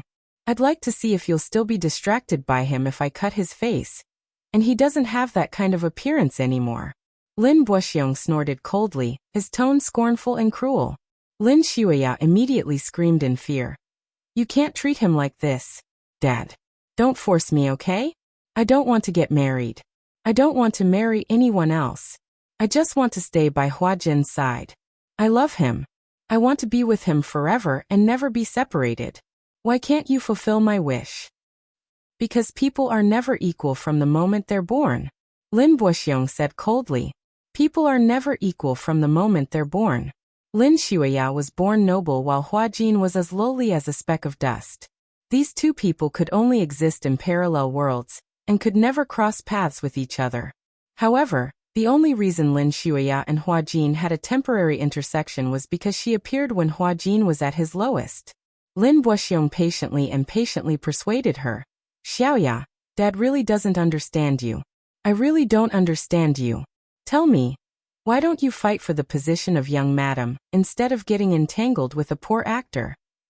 There's no future between the two of you at all. Don't you know how many people have toyed with this kid that you've always doted on before he debuted? He's just a lowly figure with no dignity to speak of. You'll only sully your reputation if you get together with him. Could it be that you really haven't investigated this kid's past?